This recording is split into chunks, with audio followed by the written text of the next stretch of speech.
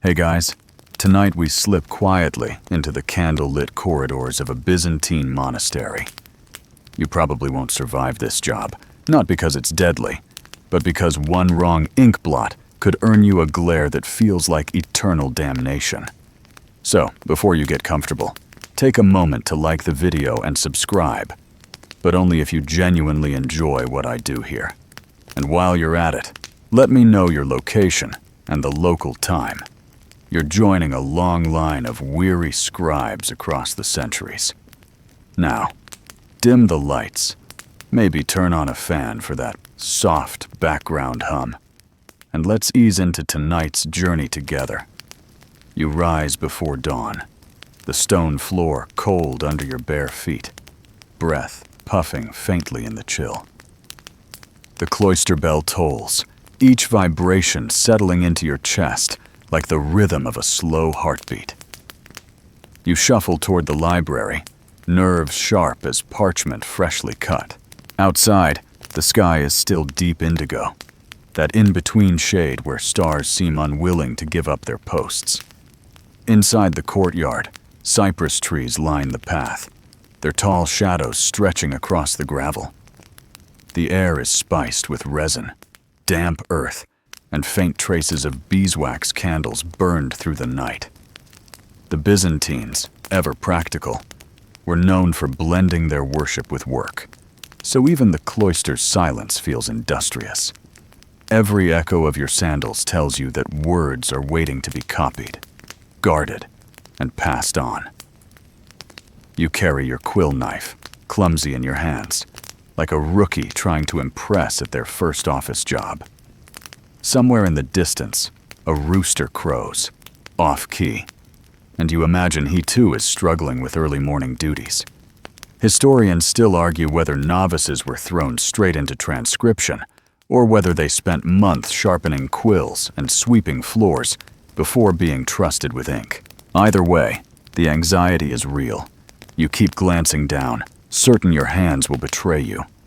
You notice how the rising sun paints the outer walls golden, the same walls that hold shelves of treasures, texts of Aristotle, fragments of Homer, the Psalms sung by candlelight. One mainstream fact you cling to for comfort is that these monasteries preserved much of classical knowledge during centuries when libraries elsewhere fell into ruin. Without men in drafty cloisters copying by hand, half the books you remember from school might never have reached you.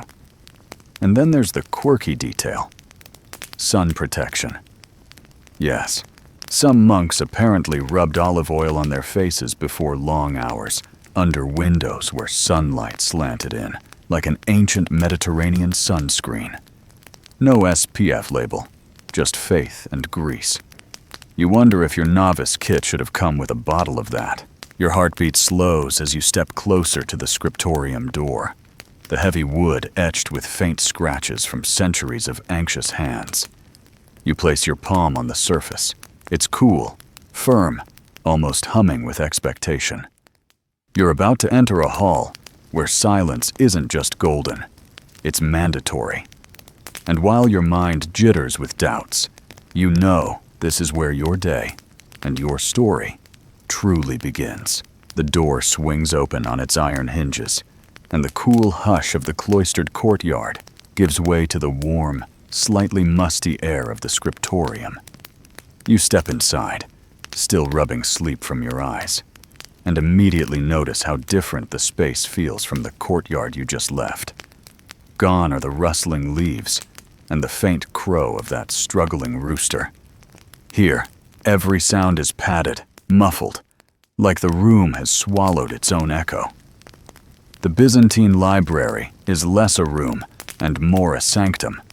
Narrow windows let in stripes of pale dawn light. Dust motes wander lazily through shafts of illumination, and the smell of ink and vellum lies thick as incense. Your sandals scuff the worn stone floor, and you become painfully aware of how loud even that tiny sound seems in this sanctuary. A few senior scribes are already at their desks, their shoulders hunched, their quills scratching steadily. They don't glance up when you enter, which is almost worse than if they had. You are invisible, which in this place feels like both punishment and privilege. The courtyard you cross to reach this chamber lingers in your senses. The sharp scent of cypress resin clings to your sleeves, and you imagine that even the air outside was aware of your nervousness. The cloister itself, ringed by columns carved with simple geometric designs, seemed to observe you. You had paused by the fountain in its center, where water dripped with measured patience. It reminded you of a fact your tutor once recited. The Byzantines saw their monasteries not merely as dwellings, but as microcosms of the holy order of the cosmos itself. Even the garden was symbolic, a paradise in miniature, echoing the Garden of Eden, but disciplined into squares and paths. Historians still argue whether these cloisters were intended purely for contemplation, or whether they functioned as social spaces where novices like you whispered anxieties to one another. As you shuffled past the shaded walkways earlier, you noticed another novice biting his lip, his eyes darting toward the scriptorium door with the same dread you now carry. That moment reminded you of the odd, human undercurrent running beneath all the grandeur of empire and theology. Even in the most elevated of spaces, there's always someone desperately trying not to look foolish. You take a seat at a bare desk, its surface scarred with faint knife marks from decades of quill sharpening. The wood smells faintly of beeswax polish and sweat, as though the monks who once sat here left behind some stubborn trace of themselves. Your desk faces a small window, but the view is hardly romantic. A slice of stone wall and a strip of sky slowly shifting from indigo to gold. Still, there's comfort in knowing the world outside continues its usual indifference while you sit here, perched on the edge of your own small trial. The cloistered courtyard lingers in your imagination. You recall the damp earth under the cypress, the pigeons pecking indifferently at crumbs left by some distracted brother, and the faint murmur of prayers floating from the chapel. Even in its quiet beauty, the courtyard held a tension. You could feel the monastery's weight pressing down, reminding you that leisure was not on the schedule. Everything in this space pointed toward discipline, toward order, toward the long chain of hands that copied words before you and would continue long after. The most mainstream fact floating at the edge of your mind is that Byzantine monasteries were not just religious refuges. They were also centers of education and guardians of cultural memory. They weren't simply places to retreat from the world, but places that preserved it. Without these cloisters, the grand theological debates, the poetry, the science, the histories, so much of it might have slipped into silence. You remind yourself of this when your nerves threaten to overwhelm.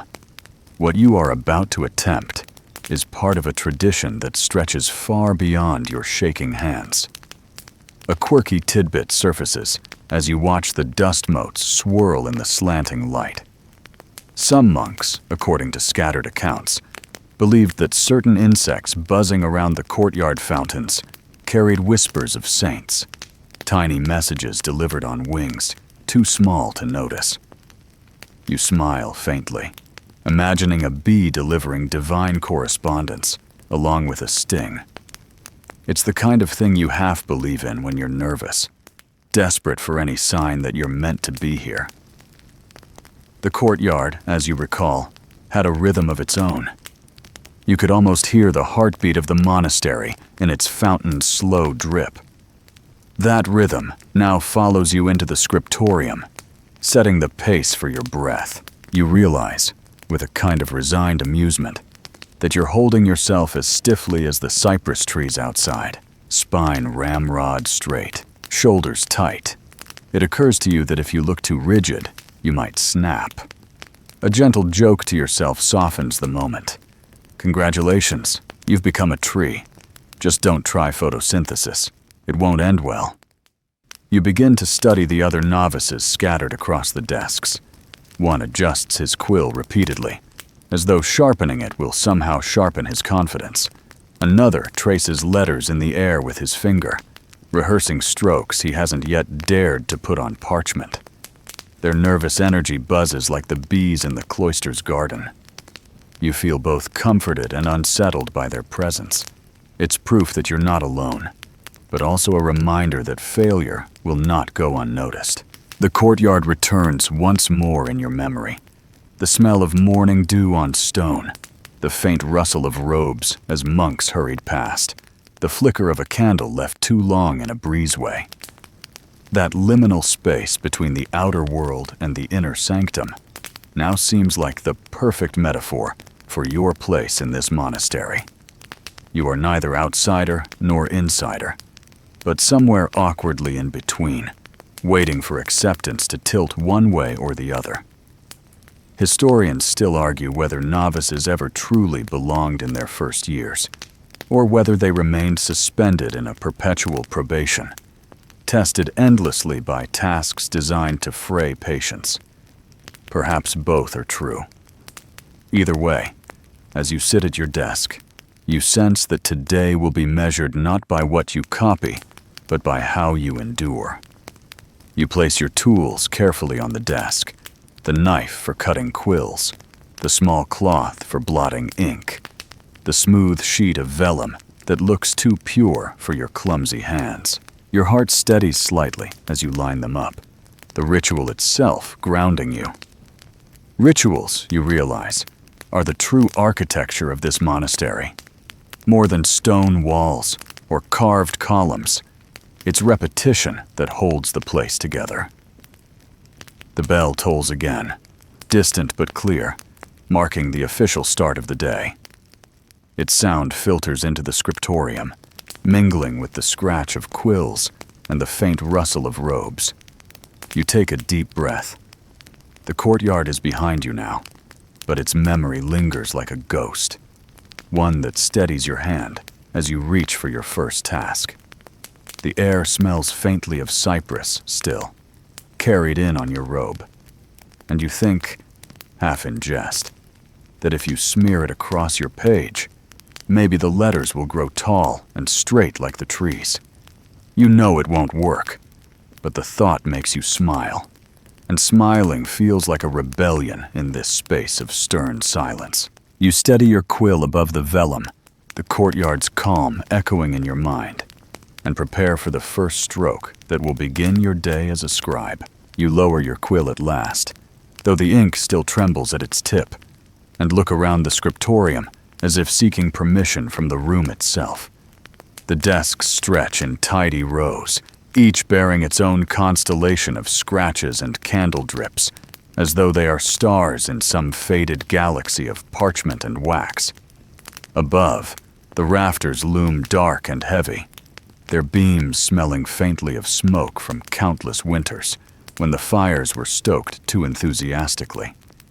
It is a place that feels older than it should, worn down by the rhythm of silent labor. The act of entering the scriptorium is not simply crossing a threshold, but stepping into a different kind of time. Outside in the courtyard, dawn unfolds in ordinary minutes, one shade of light melting into the next. But here, inside this hall of ink and discipline, time stretches, elongates, coils around itself. The scratching of quills is so steady that it becomes the very pulse of the room. You sit, absorbing it, your nervous breathing gradually syncing with the quiet rhythm of scratching, blotting, turning pages. The master of the scriptorium occupies a desk at the far end. He is not so much seated as enthroned, his robe hanging neatly in folds that seem too crisp for this hour of the morning. His eyes flicker now and then across the room, but he does not speak. In fact, no one speaks. The silence is so thick you feel it press against your skin, as though a cushion has been laid between you and every other person here. It's oddly comforting, yet it also feels like a test. Will you break the spell with a cough or a clumsy drop of your quill? A shaft of light falls across the desk nearest the window, illuminating a page covered with neat Greek uncials, each letter like a tiny architectural marvel. You lean slightly to see better, and the sight both thrills and intimidates you. These are not the playful letters you once scribbled in practice. These are monuments in ink, each stroke deliberate, each curve disciplined. They remind you that Byzantine script was not merely functional, but sacred. Words were not just recorded, they were embodied, their shape itself an offering. Historians still argue whether the scriptorium was primarily a place of worship or one of scholarship. Was each letter an act of devotion, or was it more pragmatic, an effort to preserve and disseminate knowledge? Perhaps it was both. Perhaps the Byzantines saw no conflict between the sacred and the scholarly. Still, as you stare at the ink-black curves before you, you suspect that devotion must have been necessary, because without it, no one could endure the sheer monotony of writing line after line in silence. The quill in your hand feels like a fragile bird. You test its tip against a scrap of parchment, scratching a faint arc, and immediately regret how crooked it looks. Your stomach tightens. But then you recall a story you once overheard. A senior scribe who accidentally sneezed on his work and, too weary to start again, transformed the blot into a whimsical drawing of a fish. It survived inspection. The page remained in the library. A quirky tidbit, yes, but also comforting. Proof that even here, perfection was not always demanded, or at least not always achieved. The desks around you are occupied mostly by older men, their heads bowed, their scalps shiny in the morning light.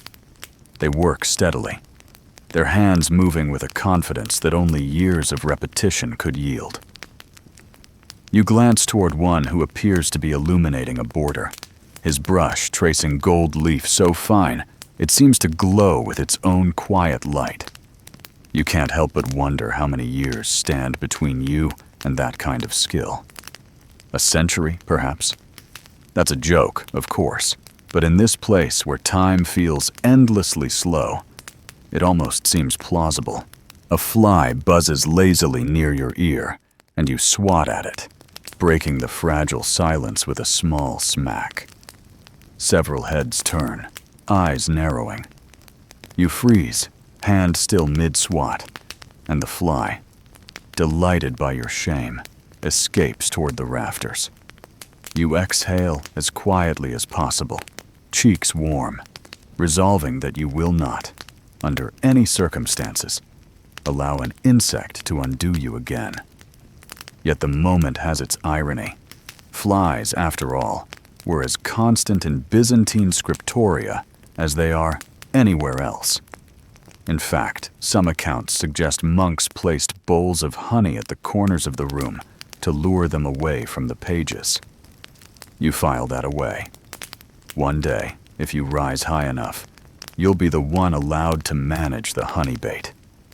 Your vellum lies ready, pale and unblemished, a surface waiting to be filled. You dip your quill lightly, testing the ink's flow, and bring it to the margin. The first stroke is tentative, more tremor than line. But then another follows, and another, until a faint rhythm begins.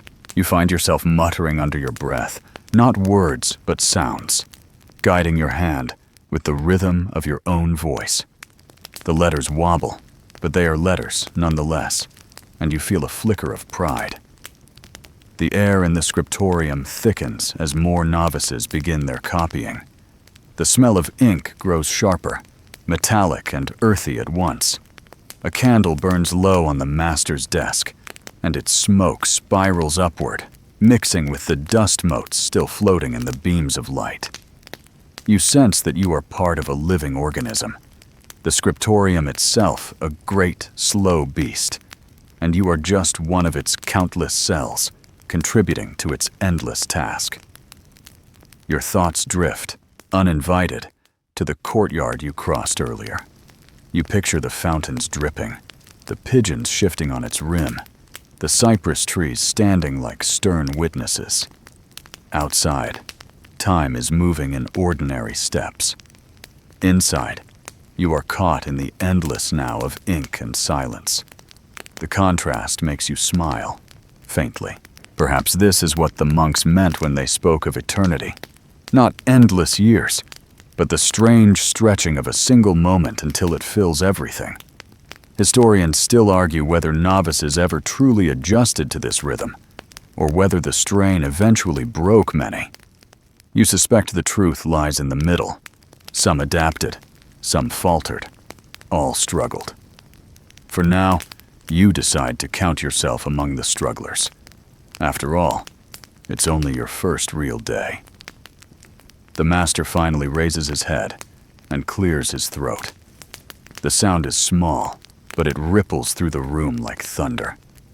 Everyone freezes, quills hovering, breaths held. He surveys the desks, his eyes sweeping from left to right until they land briefly on you. You bow your head quickly, heart thudding, praying he has not noticed the uneven letters on your page.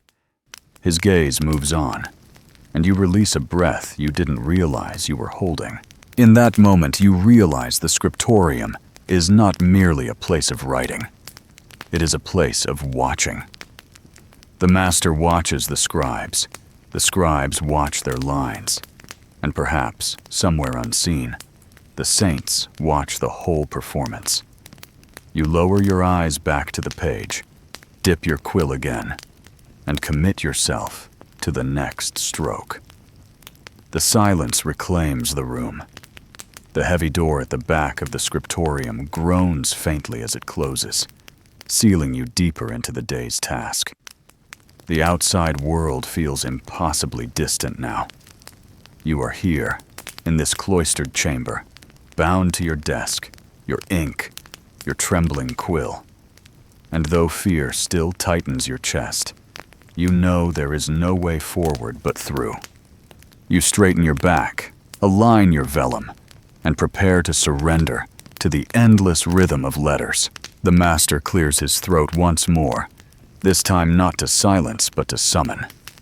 His voice is measured, calm, the sort of tone that suggests he has repeated the same words to countless novices and will repeat them to countless more. You glance up, startled, and realize he is addressing you. The room does not pause for your moment of panic.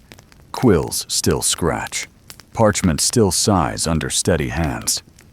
Yet in your mind, everything halts, every sound sharpens. You will copy, nothing more, he says, gesturing with a faint motion of his hand. No embellishments, no flights of fancy. Letters as they are, not as you wish them to be. Do you understand? Your throat is dry, so you nod rather than risk croaking. The master studies you for a long moment, as if weighing not just your skill, but your patience, your obedience, the sturdiness of your resolve. Then, without further comment, he lowers his eyes back to the manuscript before him and resumes his own measured work. The lesson is over as quickly as it began. You exhale, a little shaky, and remind yourself that this is what you came for: instruction. The master's words settle into your mind like commandments. The task is simple in theory. Copy what exists. Carry the words forward without distortion. Yet as your hand hovers over the vellum, you realize how difficult simplicity can be. The senior scribes nearby work with fluid assurance. One dips his quill and draws letters so perfectly uniform they could have been carved in stone. Another flips a page with the elegance of someone turning silk, not parchment. You imagine them as monks who have done nothing else for decades. Their muscles remembering motions their minds no longer question. They are the monastery's living machines, capable of reproducing thought without altering its shape. Historians still argue whether masters were gentle guides or harsh disciplinarians.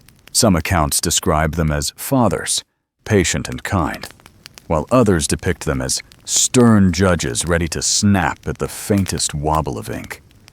Perhaps both versions are true, depending on the temperament of the man and the fragility of the novice before him. Today, at least, your master seems content to let silence do the teaching. Your own task begins with preparation. You hold the knife and quill, remembering that the point must be trimmed at just the right angle to balance ink flow. Too shallow, and the line will wobble. Too steep, and the quill will gouge the vellum. You slice carefully, the sound a faint whisper against the wood desk. The feather's shaft trembles under your grip, and you imagine it mocking you, remembering its days as part of a goose that honked proudly in the monastery yard. Congratulations, you mutter internally. Your afterlife is scratching letters. I'm not sure if that's a promotion. Then once trimmed, you dip the quill lightly into the ink, watching the black liquid climb the nib. It glistens in the morning light like something alive, something with a will of its own. You know ink can betray you. Too much, and it blots. Too little, and it fades. Somewhere in the balance lies mastery, and today you feel very far from it. The parchment before you is smooth, but not flawless. You can see faint pores, scars from the animal skin it once was. It smells faintly of lime, used in its preparation, and you wonder whether the beast that provided it ever imagined ending up here, under your trembling hand. That thought almost makes you laugh. A cow or a sheep turned into the vessel for divine words. Not a bad retirement, all things considered. The master rises from his seat and begins to walk the rows. His sandals whisper against the stone, and every scribe seems to tighten just slightly as he passes. He pauses by a desk here and there, offering a correction with the barest tilt of his head. When he stops at your side, your breath freezes. He looks down, studies the crooked letters you've begun, and says nothing. Then, after what feels like an eternity, he nods once and moves on.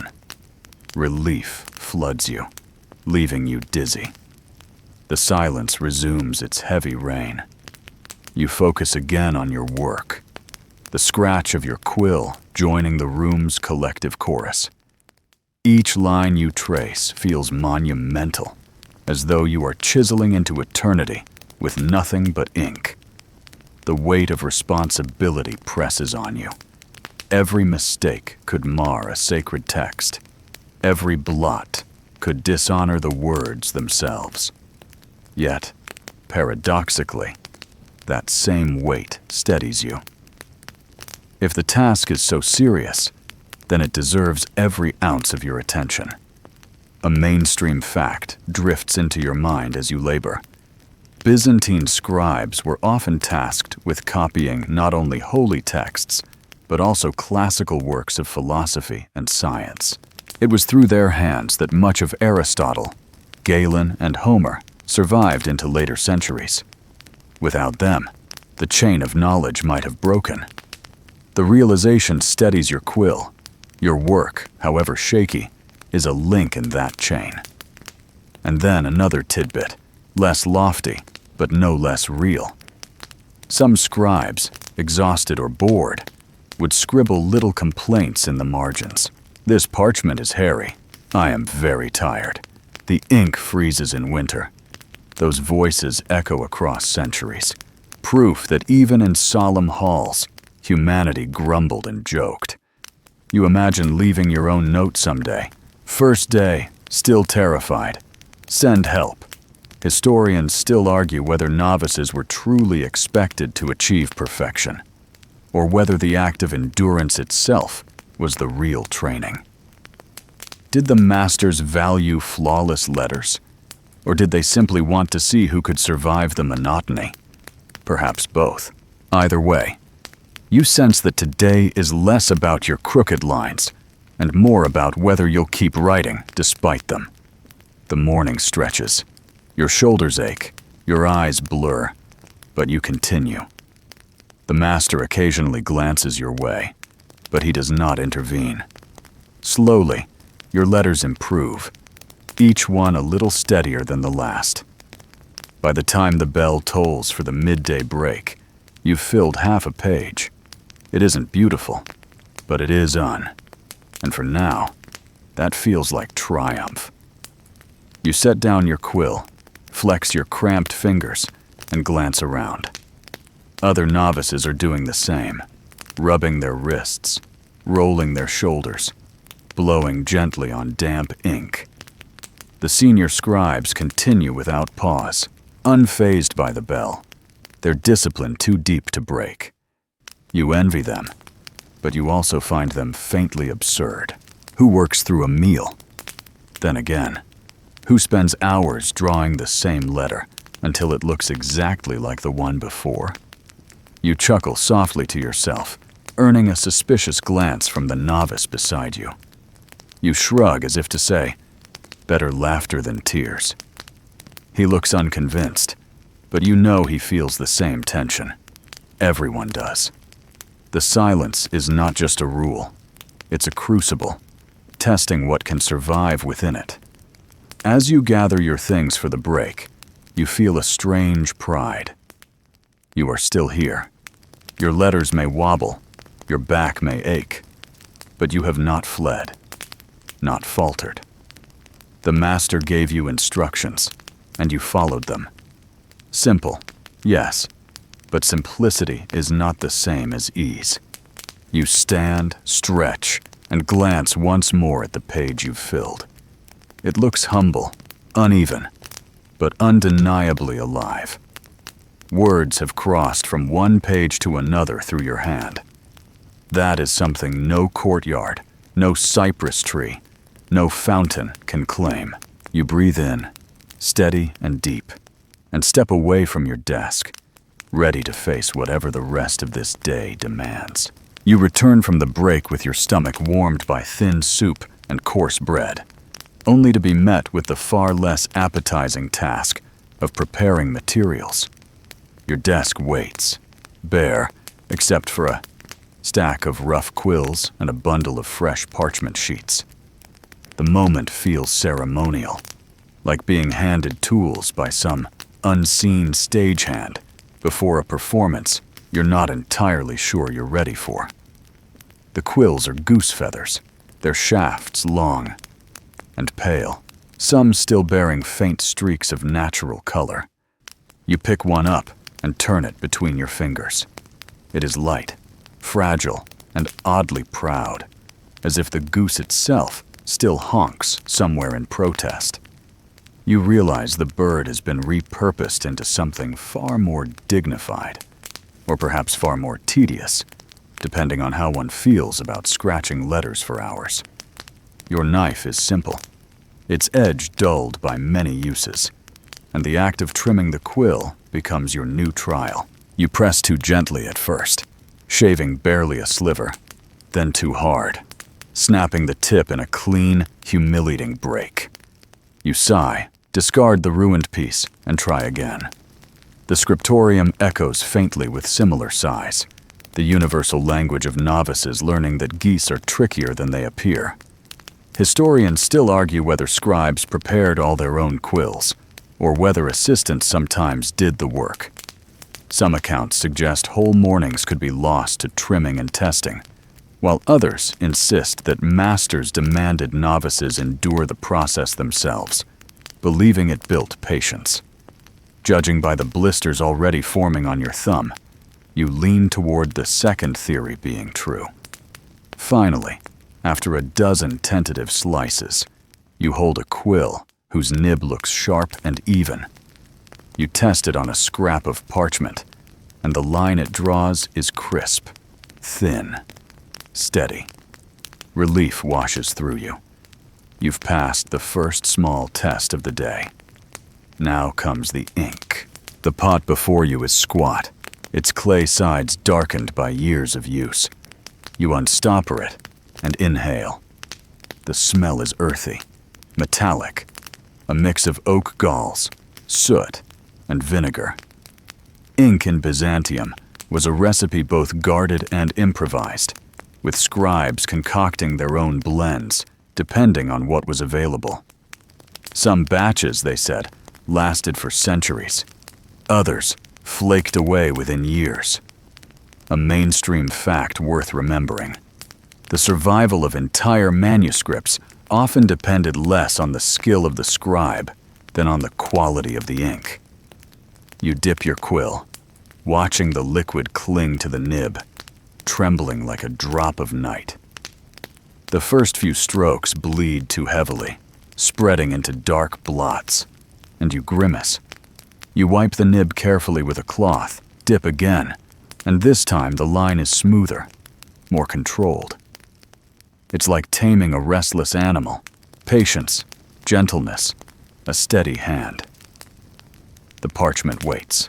You run your palm across its surface, cool and faintly greasy from the lime bath used in its making. Somewhere in its texture, you can still sense the life it once carried. A sheep?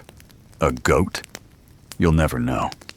But the memory lingers in the faint scars, the tiny pores that dot its otherwise smooth face. You whisper an apology, half joke, half sincerity. Thank you for your service. May my crooked letters not dishonor you. The novice beside you snorts softly, clearly overhearing. His own parchment bears a faint doodle in the margin, an experimental swirl that looks suspiciously like a cat's tail. You glance at him with raised eyebrows. He shrugs, then quickly bends back to his work, feigning seriousness. A reminder, even in the strictest halls, mischief finds a way to creep in. Quirky tidbit. Some manuscripts from this period do in fact contain doodles of cats, rabbits, or other animals, tucked discreetly into margins. Whether they were sanctioned, tolerated, or merely overlooked remains uncertain. Scholars still debate whether such images were acts of rebellion, boredom, or simply playful devotion. You smile at the thought that one day, centuries later, someone might pore over your neighbor's silly cat swirl with grave scholarly attention. The act of preparing parchment is less glamorous than you imagined. Before copying, you must rule faint lines to guide your writing. You use a blunt stylus to score the surface, the grooves subtle, but enough to catch the quill's tip. The sound is faint, like someone scratching at a door in another room. It makes your teeth clench, but the result is satisfying. An invisible scaffolding on which your letters will march. The master passes by, inspecting the preparations. His eyes linger on your sheet, and for a terrifying instant you think he'll notice how uneven your ruling lines are. Instead, he nods once, moves on, and you feel absurdly proud of something so small. Progress here is measured not in applause, but in the absence of criticism. Historians still argue whether scribes considered these mundane preparations as sacred labor or mere drudgery. Some writings suggest that every stroke of the knife, every scored line, was accompanied by prayer, transforming even the most tedious work into devotion. Others describe novices grumbling about aching backs and numb fingers. Both can be true, you decide. Devotion and complaint often travel hand in hand. By now, the smell of ink and vellum has saturated the room. You breathe it in deeply, letting it settle like incense in your lungs. There is something hypnotic about the ritual. Sharpen quill, dip ink, score lines, smooth parchment. It feels less like preparation and more like initiation, as though each task is a doorway into deeper belonging. The morning sun shifts higher, casting a new angle of light through the narrow windows. Dust motes shimmer in its path, tiny dancers celebrating your progress. You glance at your tools, neatly arranged now, and feel an unexpected surge of calm. The panic that clutched at you earlier has loosened. You are not good yet, but you are learning. That, for today, is enough. The novice with the cat doodle leans toward you during a rare moment when the master's back is turned. He whispers, barely audible, "Do you think cats ever sat on the manuscripts?" You suppress a laugh, but the image lodges in your mind. A sleek Byzantine cat strolling across a half-finished gospel, leaving paw prints in wet ink. Stranger things have happened. You'll remember this when the monotony threatens to drown you. Your quill rests ready, your parchment lined, your inkpot steady. The tools are no longer strangers. They feel, if not like friends, then at least like companions in this slow, silent trial. You roll your shoulders, stretch your cramped fingers, and lean forward. The master has not spoken again, but his earlier command still echoes. Copy, nothing more. You take a deep breath, align your nib with the first line, and prepare to begin. Outside, the courtyard's cypress trees sway faintly in the breeze. Their shadows flicker against the window, a reminder that the world beyond the scriptorium still moves, still breathes. But in here, time contracts again. Your world shrinks to feather, ink, skin, and silence. The first true strokes of your day lie ahead. Your tools are ready, your nerves steady enough. You know the work will be slow, imperfect, perhaps even exasperating. But you also know it is part of something larger, something that stretches beyond this monastery, beyond your lifetime. That thought steadies your hand. You lift the quill, let it hover above the pale ruled line, and whisper a silent vow, not to be perfect, but to endure. The quill lowers. The ink touches parchment. The work begins again. The first true strokes flow from your quill with more hesitation than grace. You form the opening letters of a gospel line, and though each one is shaky, they at least resemble the model before you. The master's words still ring in your ears. Copy, nothing more. So you bend every nerve toward imitation, resisting the temptation to add flair. You imagine the letters as little soldiers marching in line, each one supposed to match the one before. Unfortunately, your troops look more like a band of recruits stumbling through their first drill. The text you copy is familiar, a verse from the Gospel of John, rendered in Greek, the language of empire and theology. Your tongue silently shapes the words as your hand scratches them onto the page. The act is strangely soothing, as if each letter steadies your breath. You realize that this is part of the design. The repetition of holy words was not only for preservation, but also for meditation. Every stroke is both murmur, labor, and prayer. Historians still argue whether monks truly treated each copied word as devotion, or whether, after hours of repetition, the meaning dulled into mere routine. You suspect the truth lies somewhere in between. After the 10th identical letter, your mind begins to wander. But then the rhythm of ink and breath draws you back, and the sacred words regain their gravity. It is less a steady flame of devotion than a flickering candle, sometimes bright, sometimes dim, but never entirely extinguished. The parchment resists your efforts now and then. The quill catches on a tiny scar, splattering a blot of ink. You blot it quickly with a scrap of wool, heart racing. The mark fades, but leaves a shadow, a reminder that mistakes cannot be erased entirely, only softened. You whisper under your breath, "That's one for the saints to overlook," and force yourself onward. A mainstream fact that steadies you. The majority of Byzantine manuscripts that survive today are biblical texts, painstakingly preserved in scriptoria like this one. You are, in your own stumbling way, part of the machinery that ensured the survival of Christianity's written word through wars, fires, and the crumbling of empires.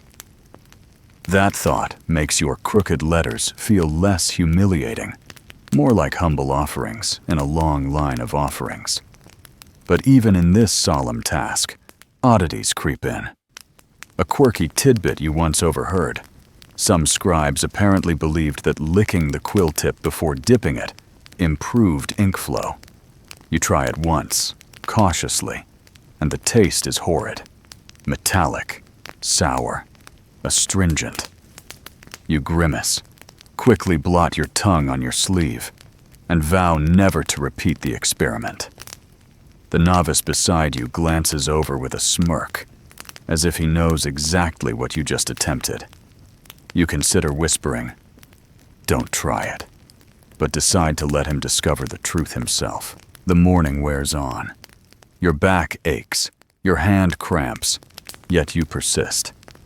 Letter by letter, line by line, the page slowly fills. You notice your strokes becoming steadier, your breath calmer. The rhythm of quill and ink lulls you into a near trance, a state where time seems to fold in on itself. The outside world recedes entirely. There is only you, the page, and the endless unfolding of words. Now and then, the master strolls the aisles, his robe brushing softly against the desks. His presence is a constant pressure, like a weight on your shoulders, but it also steadies you. When he pauses at another novice's desk, murmurs a correction, then moves on. You breathe easier. At least today, his eyes do not linger on your page for long. The scriptorium has its own music, quills scratching, pages rustling, ink pots clinking faintly as they are shifted. It is monotonous, yet strangely beautiful. Like the drone of a chant, you begin to hear patterns in it, rhythms that echo the cadence of the words you copy. You wonder if this is intentional, if the masters knew that sound itself could become part of the devotion. Historians still argue whether scribes memorized the texts they copied through sheer repetition. Some suggest they became living archives, able to recite entire books by heart. Others doubt this, noting how easy it is for the mind to wander during long hours. You test yourself, repeating a line aloud once you finish copying it, and realize you already know it without glancing back. Perhaps the scholars are both right. Some memory seeps in, but how much depends on the scribe's will. A fly drifts lazily across your page, pausing to rub its legs. You resist the urge to swat it, remembering the shame of yesterday's noisy attempt. Instead, you blow gently, sending it on its way. Still, the absurdity of it strikes you. Here you are, pouring every ounce of care into shaping divine words, and a fly feels free to waltz across them.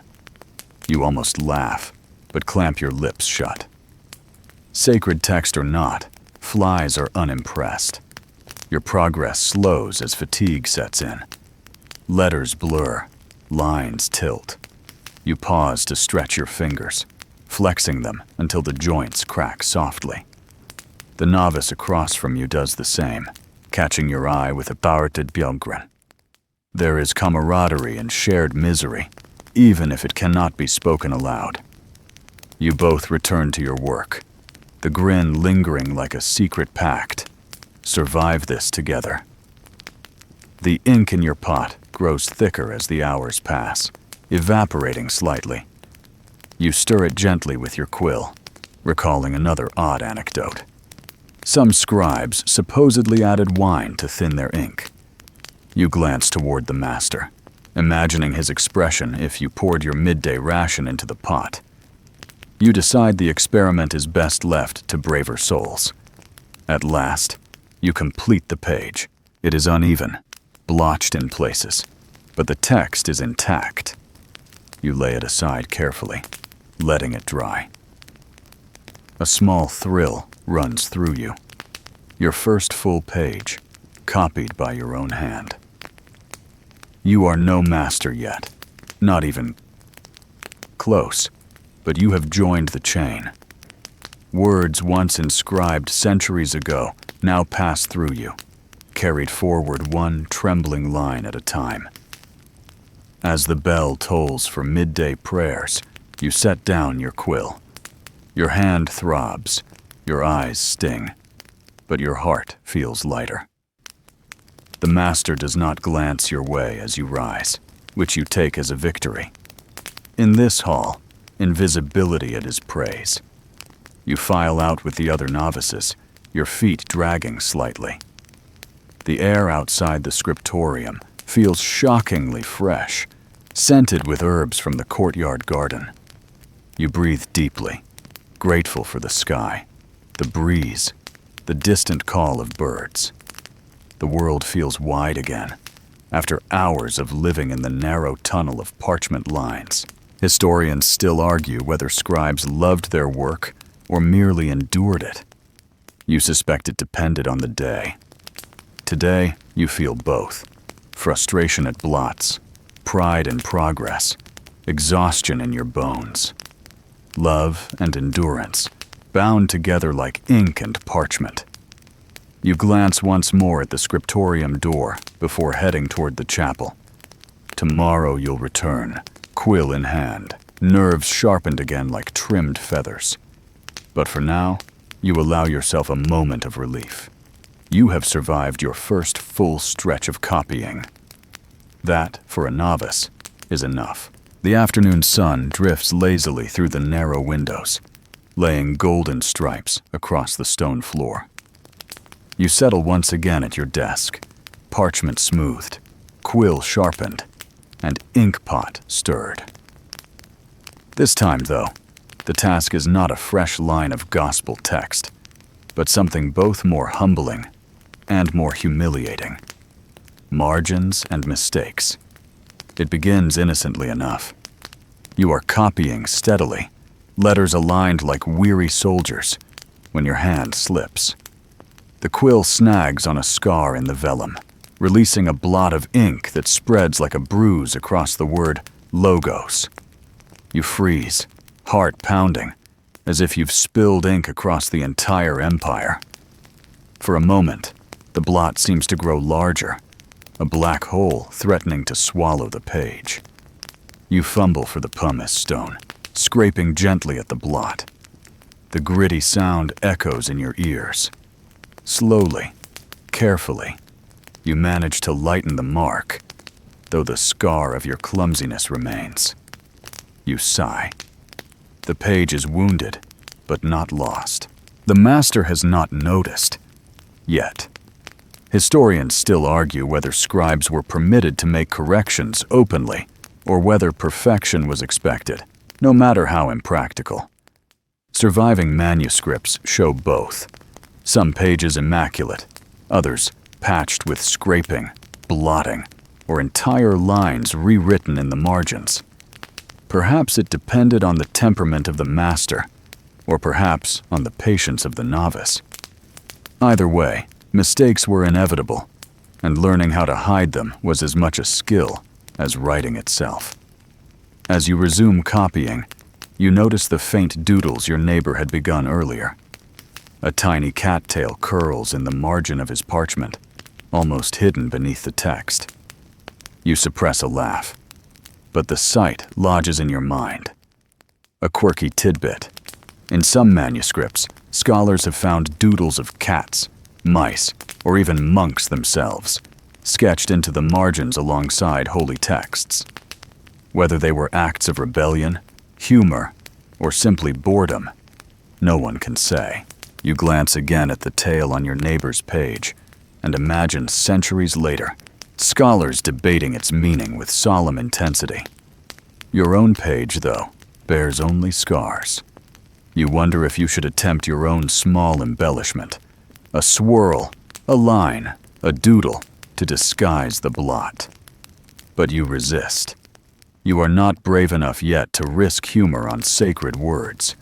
Instead, you focus on forming each letter carefully, guiding your hand like a reluctant mule down a narrow path.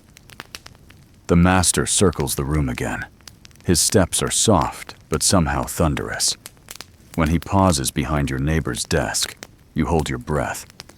He studies the page, eyes narrowing, then clears his throat. Your neighbor straightens, face pale. With a single motion, the master points to the margin. No words are spoken, but the meaning is clear. No cats allowed. The neighbor nods quickly, blotting the doodle with his sleeve until it smears into nothing. You exhale, relieved it was not your page under scrutiny. Historians still argue whether the silence of scriptoria was absolute. Some accounts insist that not a word was spoken from dawn until dusk, while others describe whispers, corrections, even low mutters of frustration. You've already heard enough sighs and muffled curses to doubt the strictest version. Silence is the rule, yes, but rules bend under the weight of human imperfection. Just as ink blots, so too do words escape. As the hours stretch, your body begins to protest. Your hand cramps, fingers stiffening around the quill. You pause, shaking them out, flexing until the joints pop softly. Your back aches from leaning. Your eyes blur from staring at the same curve of letters. You realize why margins matter. They are not just boundaries for text, but spaces for breath, little islands of emptiness to rest the weary mind. You allow yourself a small smile at that thought. Even in the most sacred tasks, someone once decided to leave room for mistakes, for space, for human limits. Perhaps the margins are mercy disguised as geometry. A mainstream fact offers some comfort. Many Byzantine manuscripts are prized today, not just for their text, but for the artistry of their margins. Illuminations of vines, birds, and saints wind around the words, transforming plain pages into living gardens. You cannot imagine achieving such mastery now, but the thought steadies you. Even imperfection can become beauty in the hands of those patient enough. Your eyes wander to the page of a senior scribe nearby. His margin is filled with delicate red ink annotations, guiding the reader to cross-references or corrections. The letters are so small, so precise, they seem like whispers beside the bold black text. You marvel at how much meaning can be tucked into the edges, as if the true conversation of the text happens in its borders. Then, inevitably, another mistake. Your quill tip splits slightly, splaying into 2 points, and the result is a crooked letter that looks like a drunken cousin of the one it should resemble. You mutter under your breath, earning a warning glance from across the aisle. This time, instead of scraping, you attempt a correction by writing over the line more boldly. The result is not perfect, but it passes. You think of it as survival ink. Historians still argue whether the monks saw these mistakes as failures or as inevitable traces of human weakness.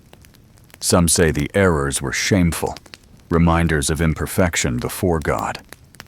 Others suggest they were accepted as proof of humanity's hand in sacred work.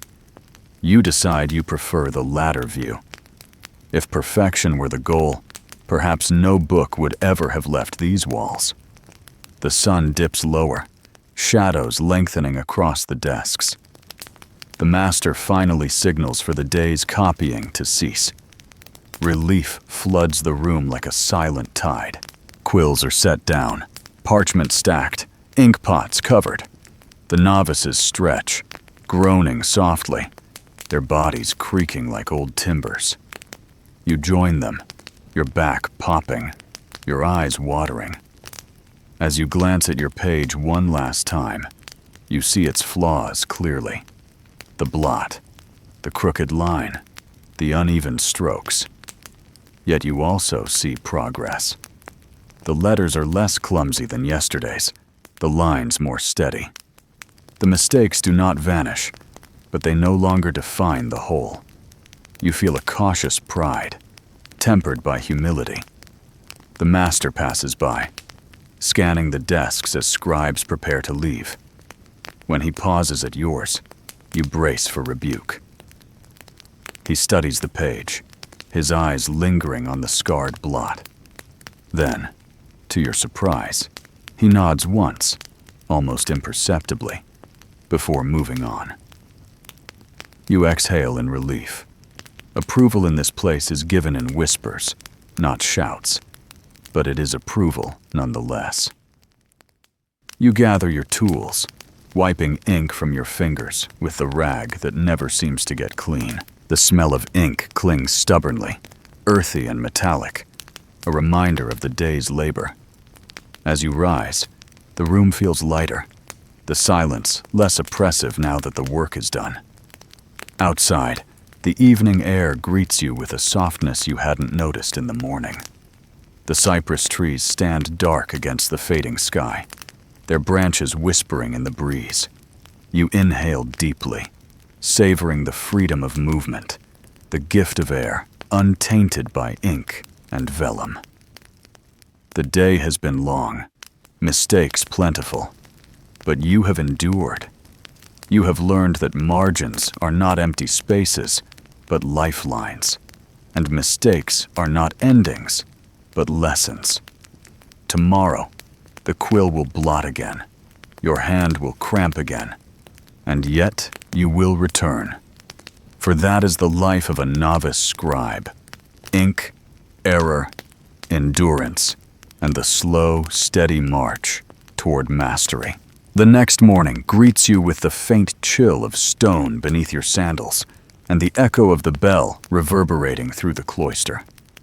Your body aches from the previous day's hunched hours, but your mind is oddly alert, drawn forward by something more enticing than lines of sober text. Today, you are to glimpse illuminations and gold leaf, the shimmering artistry that transforms plain parchment into radiant windows of light. You shuffle back into the scriptorium, eyes drawn not to your own desk this time, but to the senior scribes clustered around a long table at the front. Their tools are different. Fine brushes with bristles so delicate they look stolen from angels. Tiny knives for scraping the thinnest imperfections. Sheets of gold leaf so fragile they tremble if you so much as breathe. The air around them feels almost reverent, as though the space itself knows that beauty, not just words, is being born there.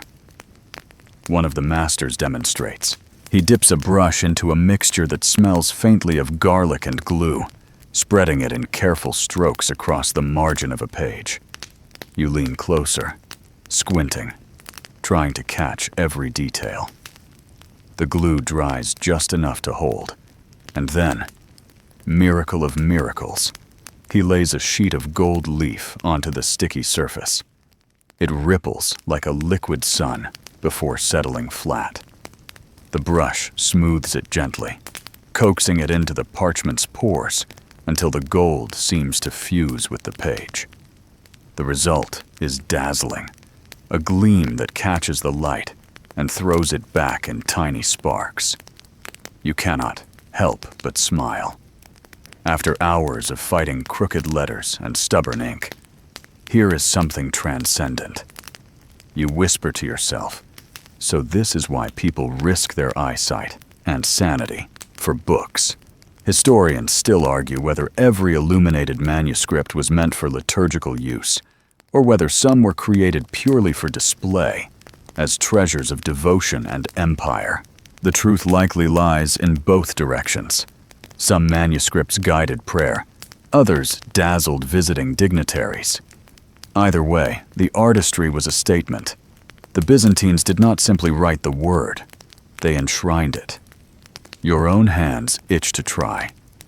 The novice beside you nudges your elbow and whispers, "Careful what you wish for.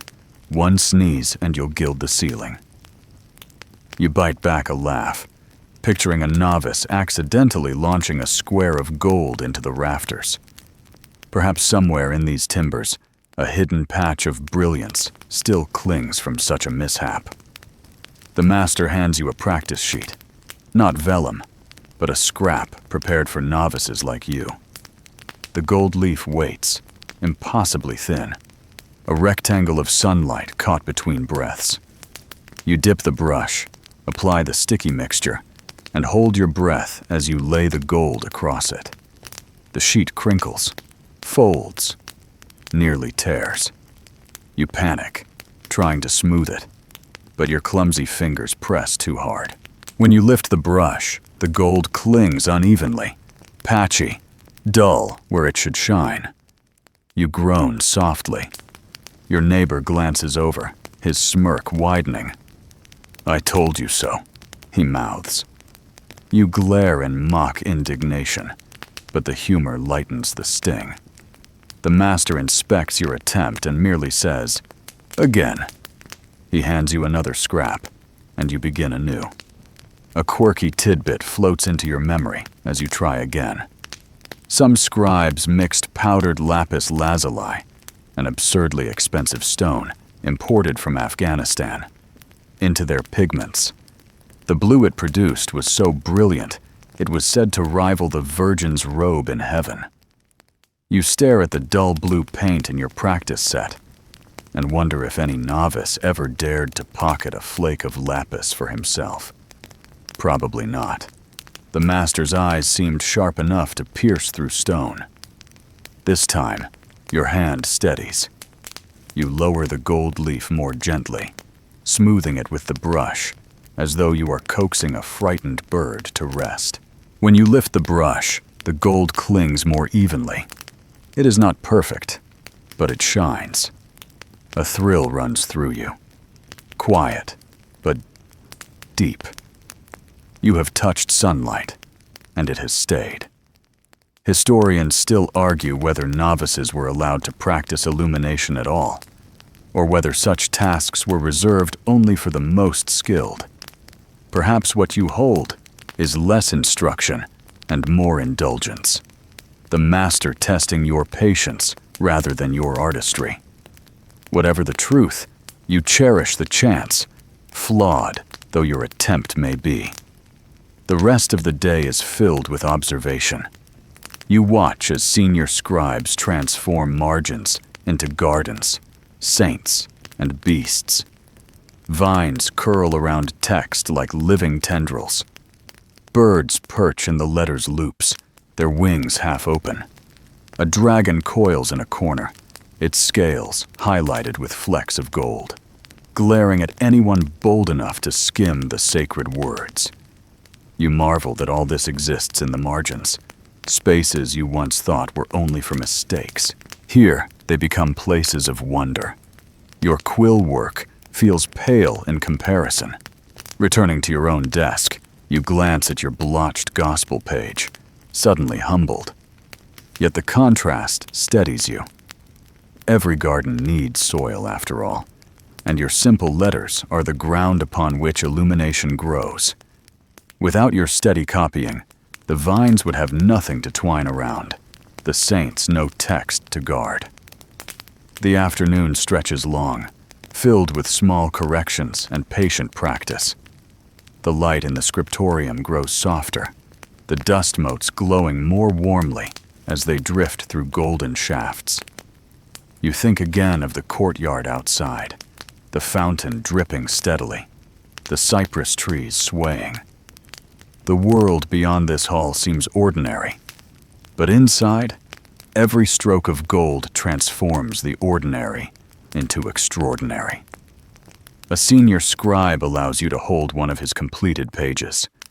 It feels heavier than parchment should, weighted by color and brilliance. You tilt it toward the light, and the gold flares, dazzling your eyes.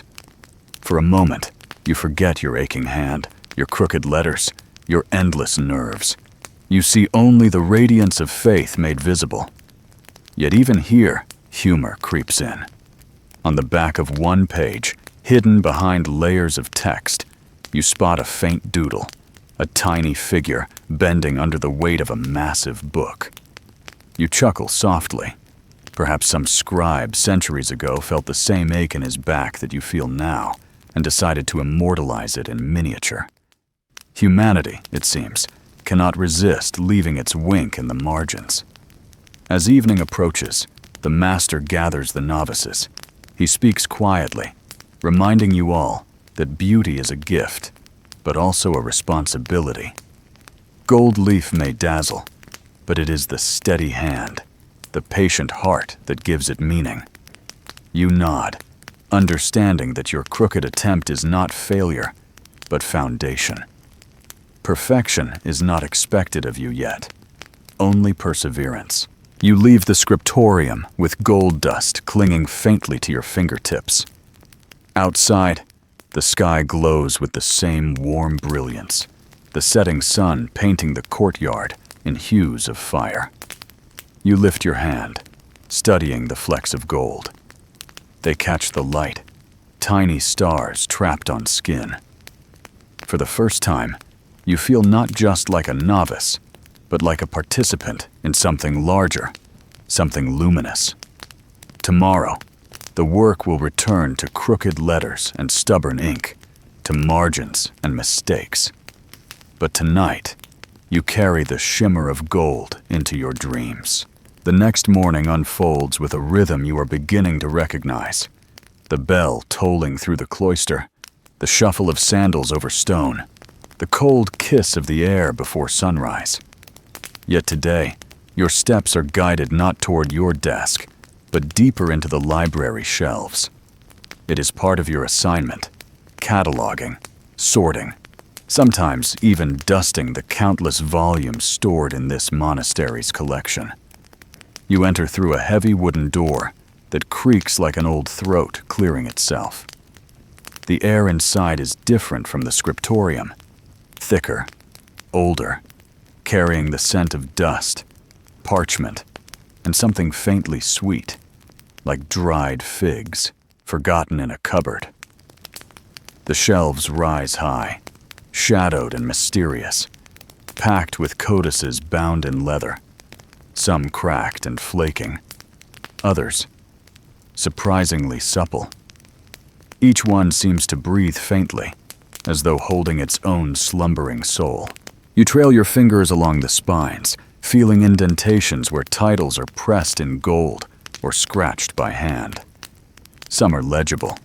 Psalms, Lives of the Saints, Homilies of John Chrysostom. Others are cryptic, worn down until the letters look like secret codes. You remind yourself that you are walking among survivors, books that have weathered centuries, fires, floods, and perhaps even neglect. A mainstream fact comes to mind. Byzantine libraries were renowned for their breadth. They preserved not only scripture, but works of philosophy, medicine, astronomy, even plays. The empire valued continuity, holding fast to the wisdom of Greece and Rome, while shaping it through a Christian lens.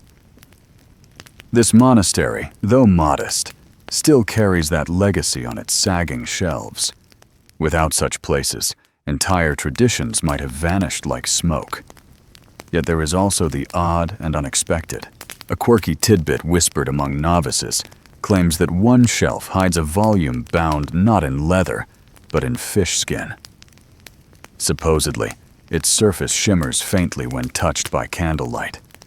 You smile at the absurdity, but when your hand brushes across a particularly smooth spine, you pause. Could it be true? You tilt the book toward the window, and for a moment it does gleam strangely. Perhaps fish, perhaps just imagination. Either way, the story delights you. proof that even in solemn halls, wonder thrives. Dust motes drift in the air, catching the sunlight slanting through narrow windows. They remind you of miniature librarians, sternly patrolling, ensuring no page goes unattended.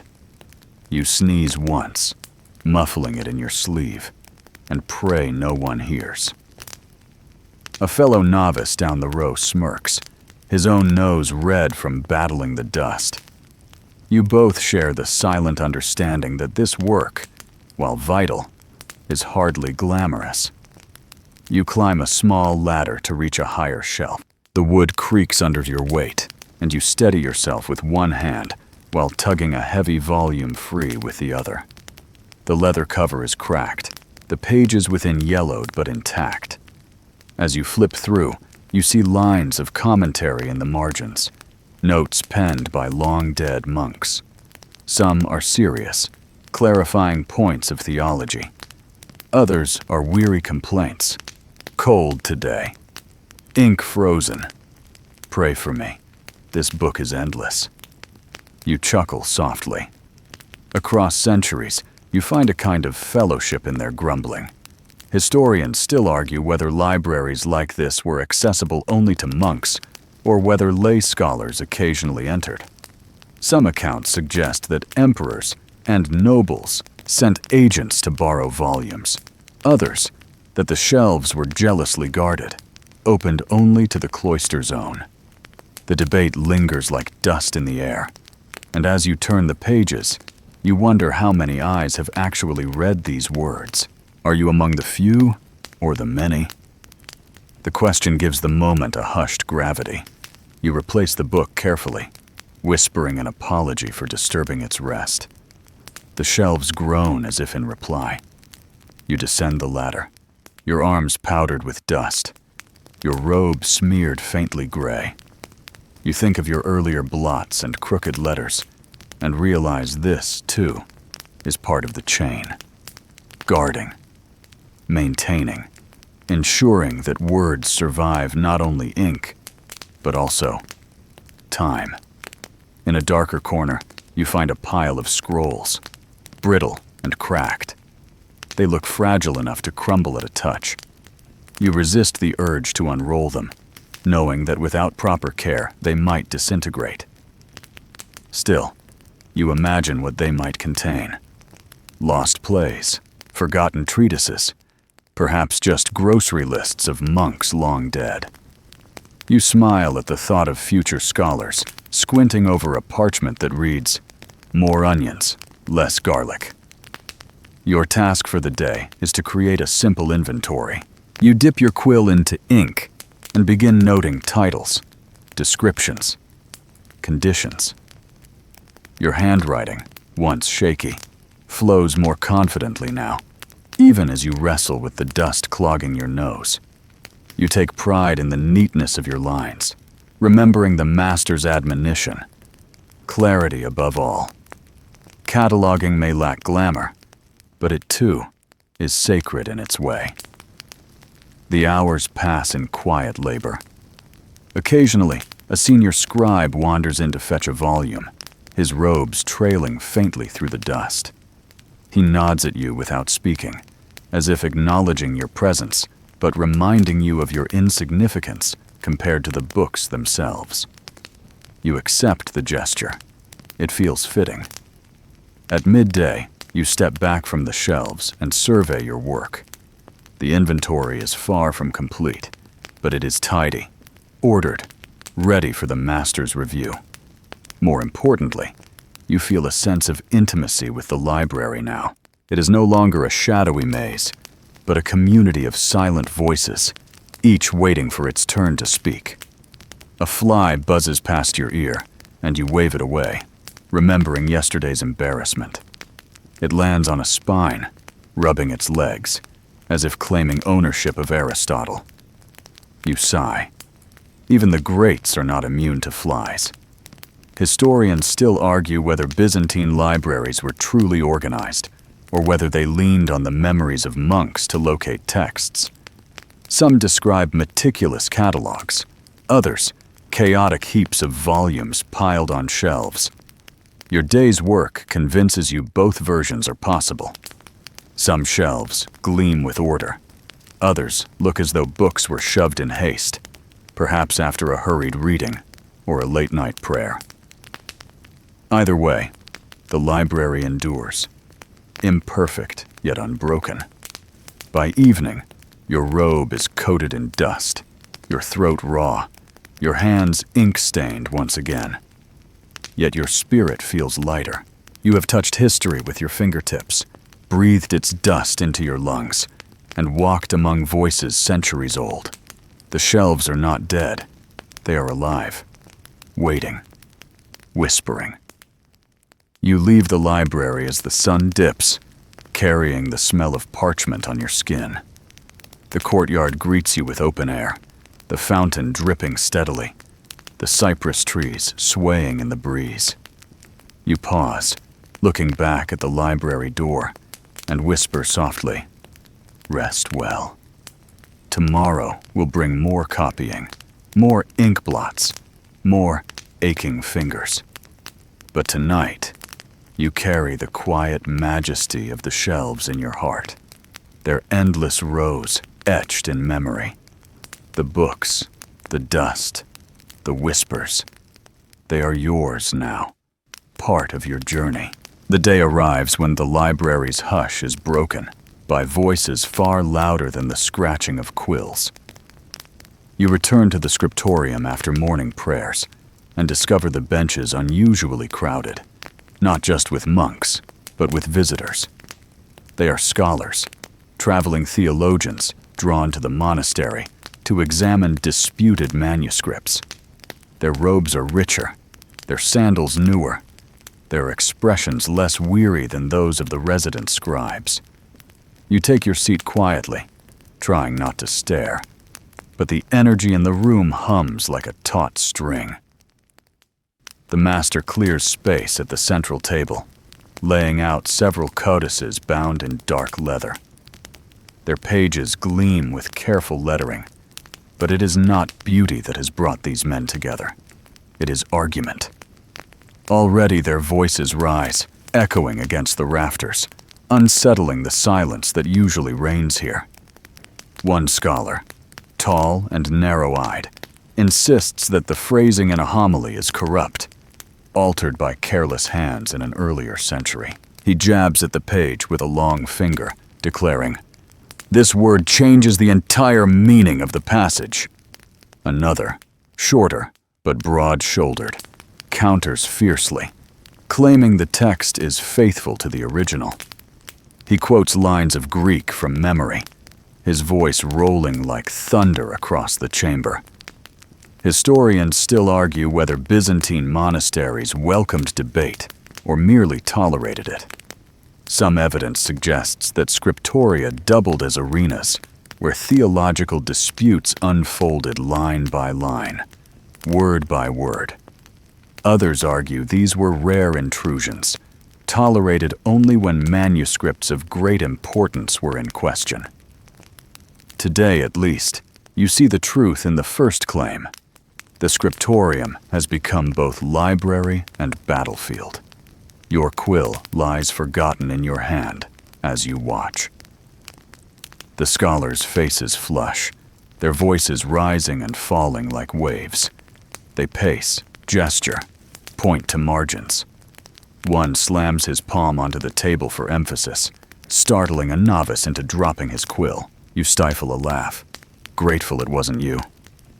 The master presides calmly, his eyes sharp, his tone measured. He lets the arguments rage, intervening only to guide the discussion back to the text itself. When tempers flare too high, he lifts a hand, and the room stills instantly. Authority here is not shouted, but worn like a cloak. A mainstream fact surfaces as you listen. The Byzantine world was no stranger to theological disputes. Councils were convened, creeds debated, emperors themselves often weighed in. Words could ignite empires, dividing communities over a single phrase. The scriptorium in its quiet way, was part of that larger stage. For every copied word became evidence in battles of doctrine. Yet even in the heat of debate, quirks emerge. One visiting scholar, clearly weary, fiddles with the fringe of his robe, twisting it into knots. Another absent-mindedly doodles in the wax tablet before him, a crooked little bird that looks suspiciously like a chicken. You grin softly, amused that even the most learned cannot resist childish distractions when tempers stretch too long. The novices, yourself included, exchange glances. There is something thrilling about the noise, the disruption. It feels like a festival, though one marked by words instead of music. For once, your mistakes go unnoticed, your crooked letters ignored. All eyes are on the scholars, their voices rising in crescendos of certainty and doubt. Historians still argue whether such debates truly changed the texts themselves, or whether the manuscripts remained untouched while scholars quarreled. Some evidence shows corrections, annotations, even entire passages altered under supervision. Others insist the monks resisted meddling, guarding the texts with fierce loyalty.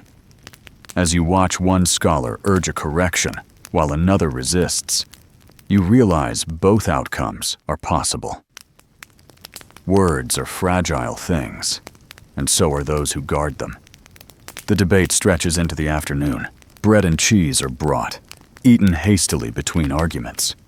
Crumbs scatter across the codices, brushed away carelessly by impatient hands. You wince at the sight. So much effort to preserve the pages, undone by crumbs of goat cheese. But no one else seems to mind. Their focus is fixed, their passion consuming. At one point, a scholar turns toward the novices, demanding an opinion. Your heart leaps into your throat. He points directly at you. "What do you see in this margin?" he asks, his eyes narrowing. You lean forward, forcing yourself to study the page. The ink is faint, the letters cramped. You swallow, then answer carefully. The correction seems later than the main text, perhaps added by another hand. Your voice trembles, but the scholar nods slowly, considering. He turns back to his rivals, launching into a new argument using your words as ammunition.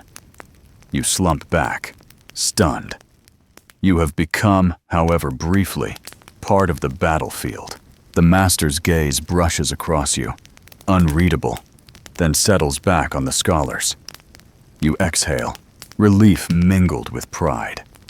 For a moment, you felt the weight of responsibility, the danger of a single word shaping an entire debate.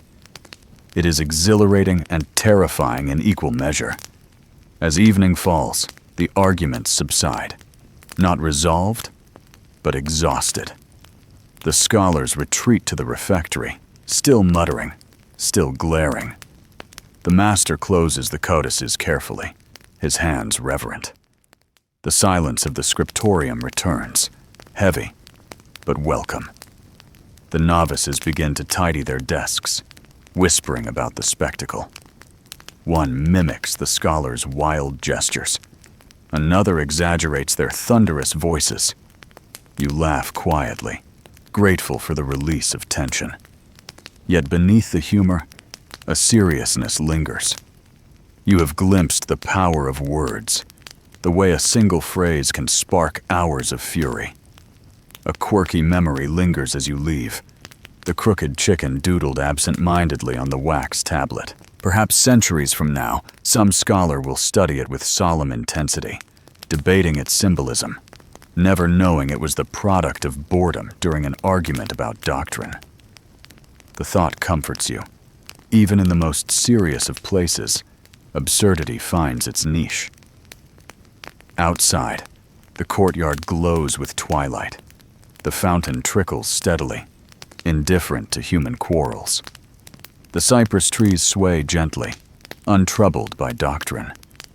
You pause, breathing in the cool air, and reflect on what you witnessed. Historians still argue whether debates strengthened the empire's faith or fractured it beyond repair. You suspect both are true. What you know, at least, is this: words matter. They can wound, they can heal, they can ignite tempers, or console weary hearts. And here in the monastery, they live not only on parchment, but in the voices that battle over them. You walk slowly toward the dormitory, the echoes of raised voices still ringing faintly in your ears. Tomorrow, you will return to quiet copying, to margins and mistakes, to blots and gold leaf. But tonight, you carry the memory of argument, the thunder of scholars, the reminder that the words beneath your quill are never just marks on a page. They are sparks, waiting for breath to fan them into flame. By the time the bell tolls for the midday meal, the air in the scriptorium feels thick with ink fumes and human fatigue. You set down your quill gratefully, flexing your cramped fingers as the novices file into line. The refectory awaits. Plain stone walls, narrow windows, and long wooden tables, polished by years of elbows and spilled broth. It is not grand, but to you it feels like an oasis, the only room in the monastery where silence softens into something almost companionable. The smell greets you first: broth simmered with onions, bread baked coarse and hearty, and the faint tang of pickled vegetables. Your stomach growls audibly, loud enough that the novice behind you chuckles under his breath. You glare playfully, though your own grin betrays you. Hunger makes jesters of everyone. You take your place on the bench. The table is crowded but orderly, bowls lined neatly, spoons resting like soldiers waiting for command. A senior monk mutters a prayer, brief and solemn, and then the meal begins. You dip your spoon into the thin soup, savoring the warmth more than the flavor. It is watery, yes, but after hours of ink and dust, even watery soup feels like a gift. Historians still argue whether meals in monasteries were strictly silent or whether quiet conversation was tolerated. Some accounts describe total silence, broken only by a monk reading aloud from scripture while the others ate.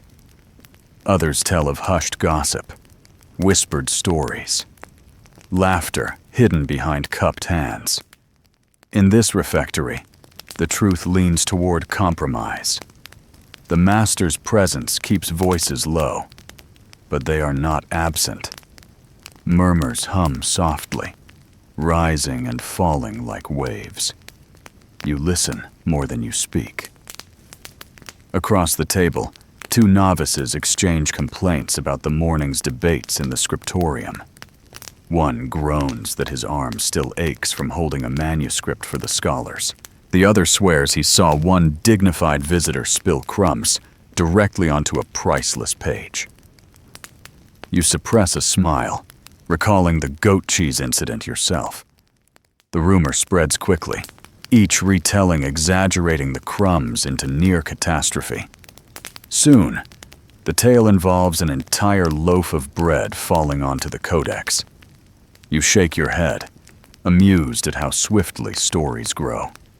Beside you, an older monk leans closer, his voice barely above a whisper. "Do you know," he says, "some monasteries serve fish every Friday, even here in the desert?" You raise your brows. He nods solemnly, then adds, "Once I heard of a brother who swore he saw a fish bone wedged between the pages of a gospel." You laugh softly. A quirky tidbit, no doubt, but one that sticks in your mind. Sacred text and soup broth sharing the same parchment. The bread is dense, dark with coarse grain. You tear off a chunk, chewing slowly, the rough texture grounding you. Bread here is more than food. It is routine, rhythm, reassurance. You imagine centuries of monks gnawing the same coarse loaves, each one tasting faintly of dust and smoke, each one binding the days together. You notice how the meal becomes a map of personalities. The talkative novices huddle at one end, whispering feverishly, while the quiet ones retreat into themselves, eyes fixed on their bowls. A few seniors remain stoic, spooning soup with mechanical rhythm, their faces unreadable. The monastery is like a small kingdom, and the refectory its parliament, every bench a faction. Historians still argue whether novices formed true friendships in such strict settings. Some sources suggest bonds of brotherhood. Others hint at rivalries sharp enough to divide dormitories. You sense both in the glances exchanged across the table. The boy with the cat doodle grins at you again, his earlier smirk returning. You smile back, grateful for even the smallest camaraderie. Halfway through the meal, a senior monk stands and begins to read aloud from a worn manuscript. His voice is calm, deliberate, filling the room with the rhythm of scripture. Conversation dwindles to murmurs, then fades entirely. You spoon your soup quietly, letting the words wash over you. It is strange how hunger and holiness mingle here, one feeding the body, the other feeding the spirit. You wonder if the monks planned it that way, or if it is just another accident of rhythm. Your bowl empties quickly, though your hunger lingers. You chew slowly on the last bite of bread, unwilling to let it go. The novice beside you licks his spoon discreetly, earning a stern glance from across the table. You hide a smile behind your crust, thankful you were not caught doing the same. The reading continues, weaving stories of saints and struggles. You drift slightly, the words blurring into a hum. Your eyelids droop, your body heavy with fatigue. For a moment, you nearly nod off over your bowl. You jolt awake just as the reader pauses, hoping no one noticed.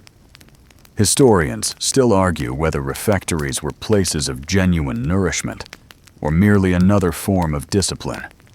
You suspect both. The food is plain, the portions modest, yet the rhythm of gathering, eating, listening creates a comfort you hadn't expected. Even the hunger left behind feels deliberate, a reminder that you are here not for pleasure, but for endurance. At last, the meal ends. Bowls are collected, tables wiped with rough cloths, benches pushed back against the walls. The monks rise in unison, filing out toward the cloister once more. You stand slowly, stretching your stiff legs, and follow the line. As you step outside, the courtyard greets you with a burst of sunlight.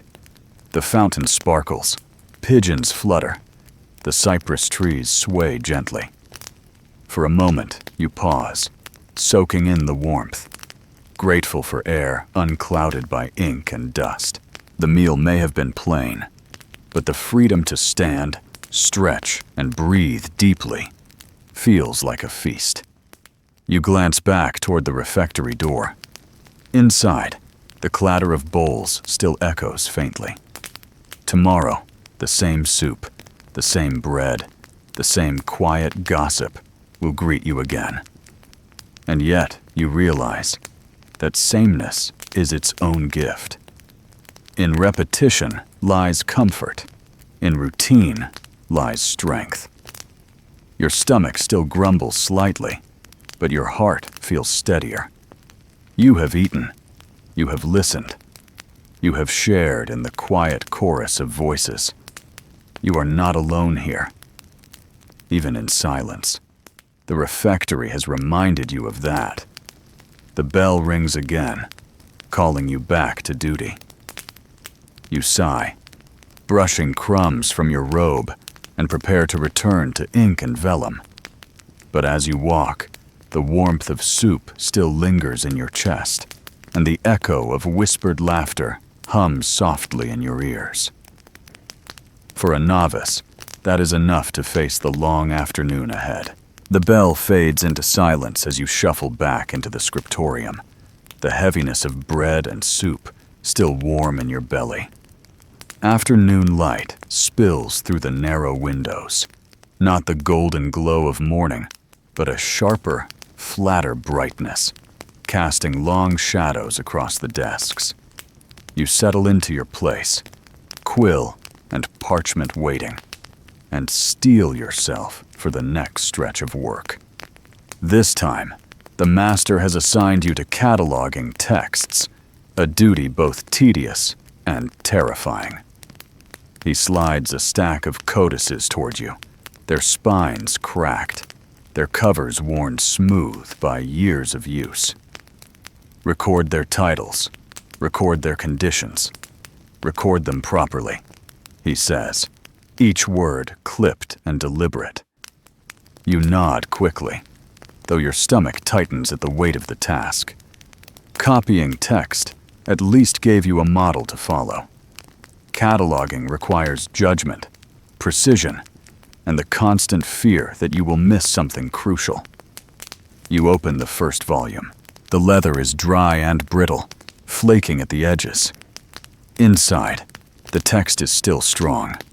The letters neat and black, though the margins are crowded with tiny annotations, in a hand far more confident than yours. You breathe in the smell of old parchment, musty yet comforting, like the scent of a long-forgotten trunk.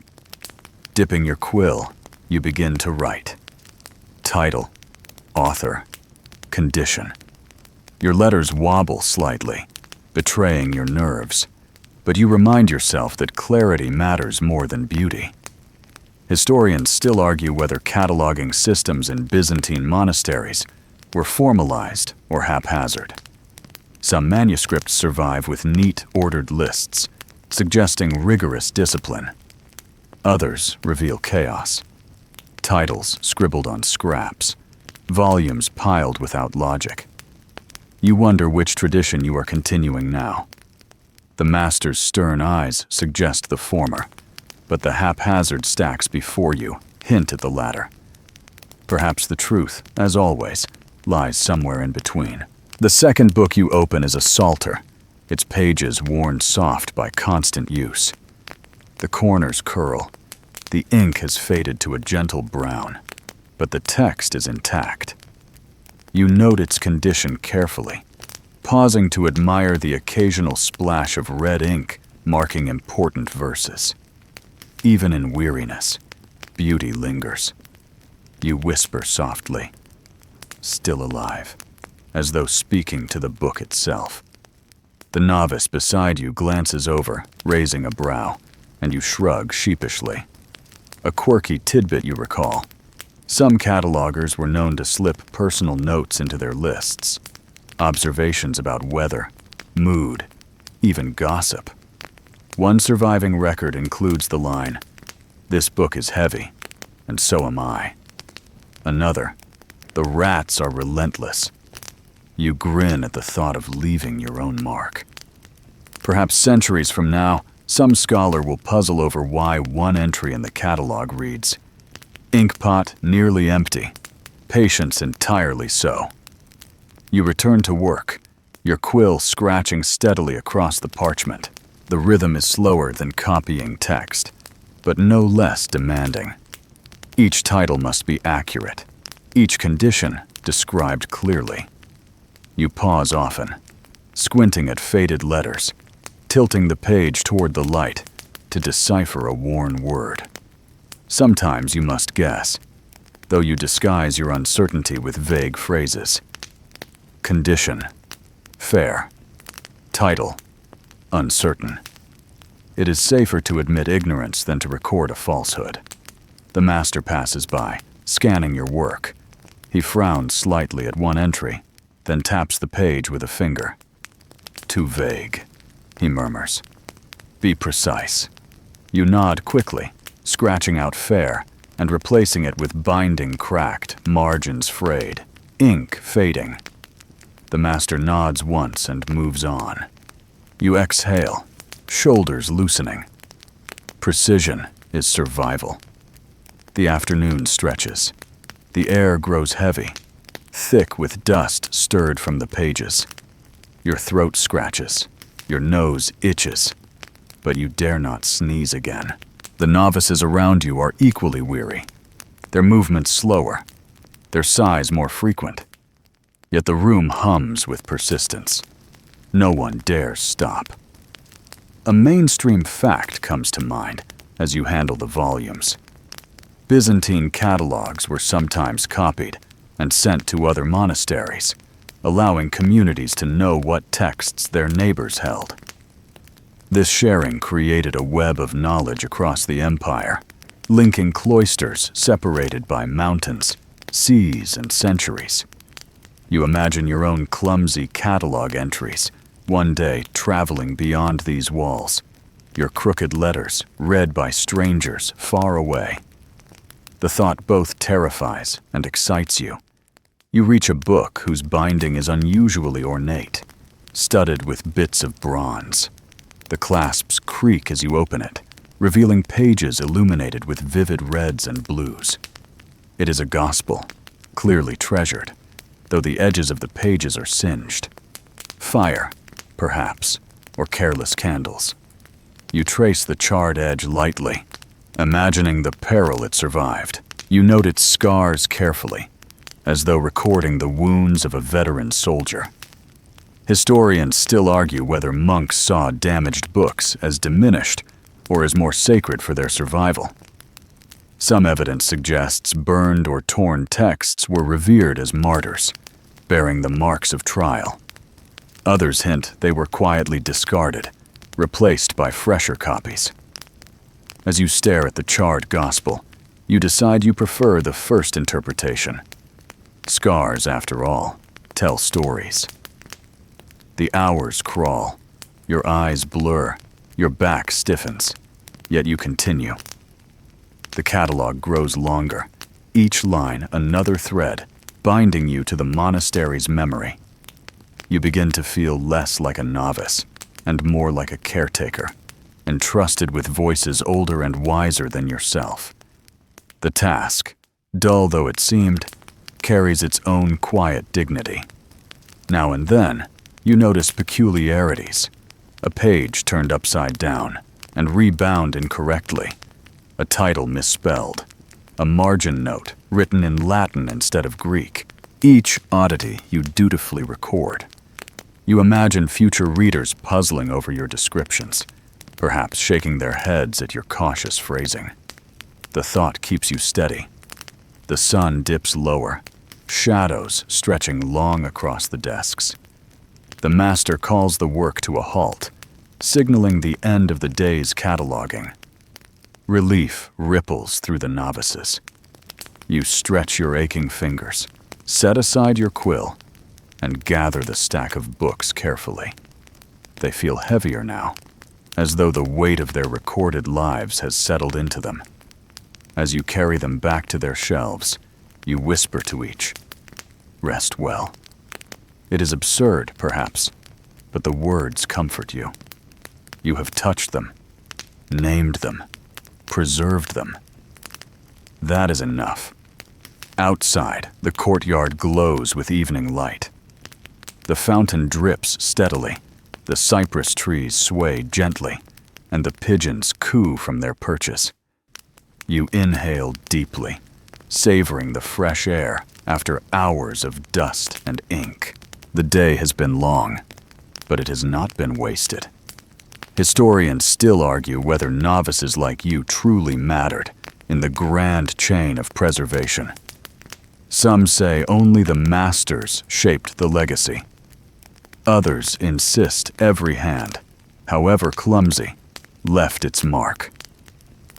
You cling to the latter, for today you have helped guard the memory of centuries. As you walk toward the dormitory, the echoes of quills and pages linger in your ears. Tomorrow will bring new tasks, new blots, new corrections. But tonight, you carry the quiet pride of having catalogued voices too ancient to speak for themselves. Their survival is now linked, however faintly, to your trembling hand. The next morning arrives with a gray sky pressing down over the cloister, the air heavy with dampness that seeps into your robe and clings stubbornly to your skin. The fountain in the courtyard drips with unusual insistence, louder than usual, as though the world itself is whispering secrets.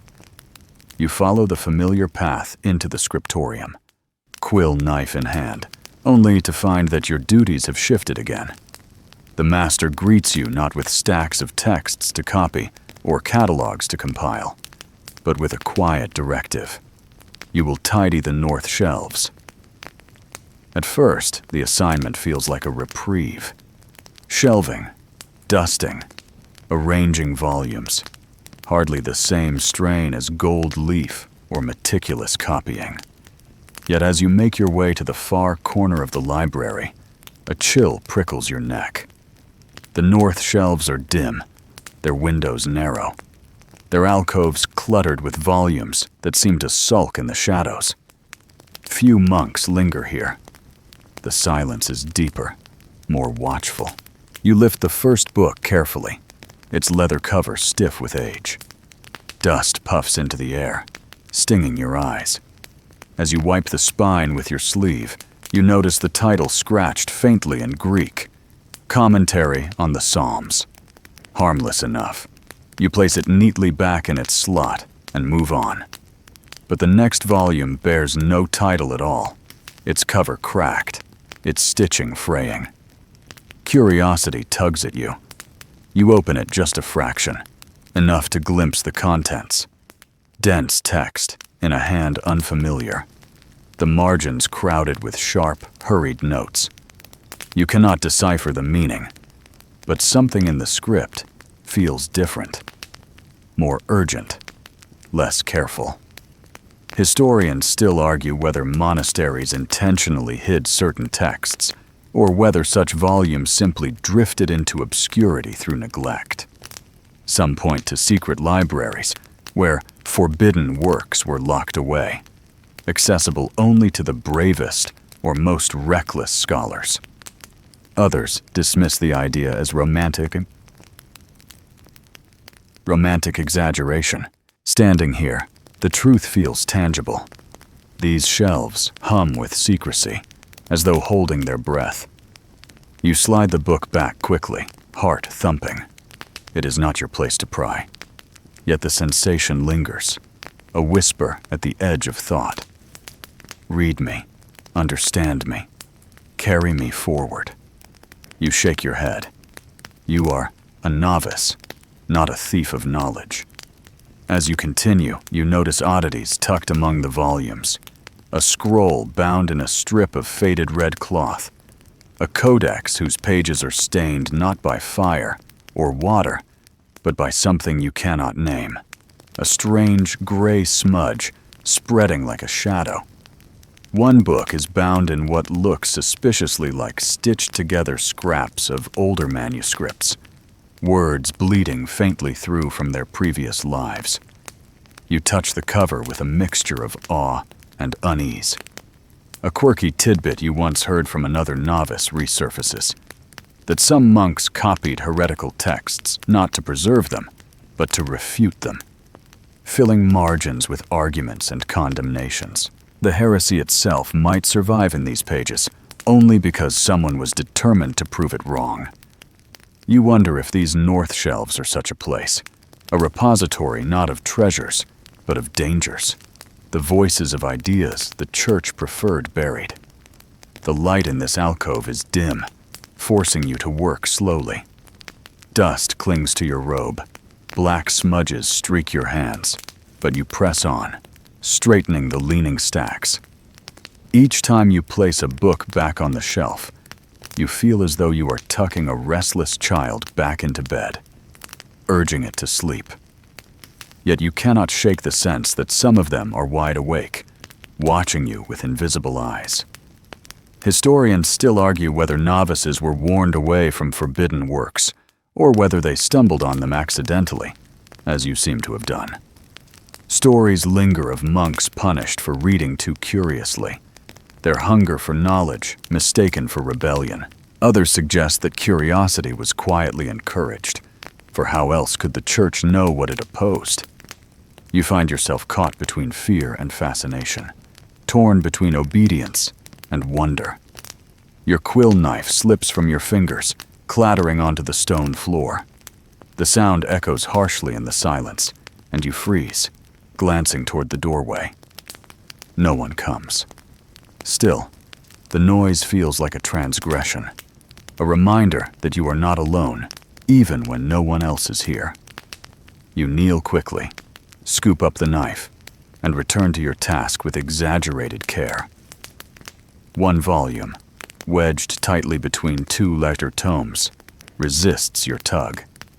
When you finally free it, a loose scrap of parchment flutters to the ground. You snatch it up, heart racing, and glance around guiltily before examining it. The writing is faint, almost illegible, but you catch fragments. Phrases about stars, seasons, and signs in the heavens. Astrology, perhaps? You swallow hard. Such texts were often frowned upon. Yet here it is, tucked casually among psalms and sermons. You slip the scrap carefully back into the book, forcing your hands not to linger. By now your head aches from the dust and from the weight of half-formed questions. Why are these books here, hidden in shadow? Are they forgotten or guarded? Do the masters know what lurks among them? The uncertainty gnaws at you, more unsettling than any blot or crooked letter. A mainstream fact steadies you. Byzantine libraries often preserved pagan and scientific works alongside scripture, sometimes uncomfortably so. Physicians, astronomers, philosophers, their voices endured in these collections, even when their ideas clashed with doctrine. Perhaps these shelves are not forbidden, but simply inconvenient, the awkward cousins of the sacred family. That thought comforts you, though only slightly. The afternoon wanes. Your robe is heavy with dust. Your eyes sting. Yet your task is nearly complete. The shelves stand straighter now, their volumes aligned, their secrets tucked neatly away. You brush your hands together, as though to rid yourself of the unease clinging to them. As you leave the alcove, you glance back one last time. The shadows seem thicker, the shelves leaning slightly, as though reluctant to let you go.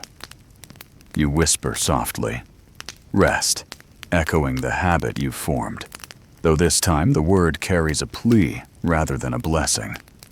Historians still argue whether novices ever confessed such encounters to their masters or kept them hidden in fear. You know your own answer. Silence. Better to endure the weight of secrets than to risk suspicion. You return to your desk, relieved to see the familiar clutter of inkpots and parchment.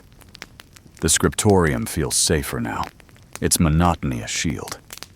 Yet in the back of your mind, the north shelves whisper still, their dusty voices trailing you like shadows. When the bell tolls for evening prayers, you rise with the others, filing into line. Your hands are stained, your robe heavy, your mind restless. In the chapel's candlelight, you bow your head, murmuring words of devotion. Yet behind the prayers, another thought hums steadily.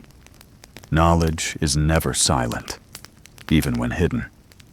You leave the chapel in darkness, stars beginning to prick the night sky.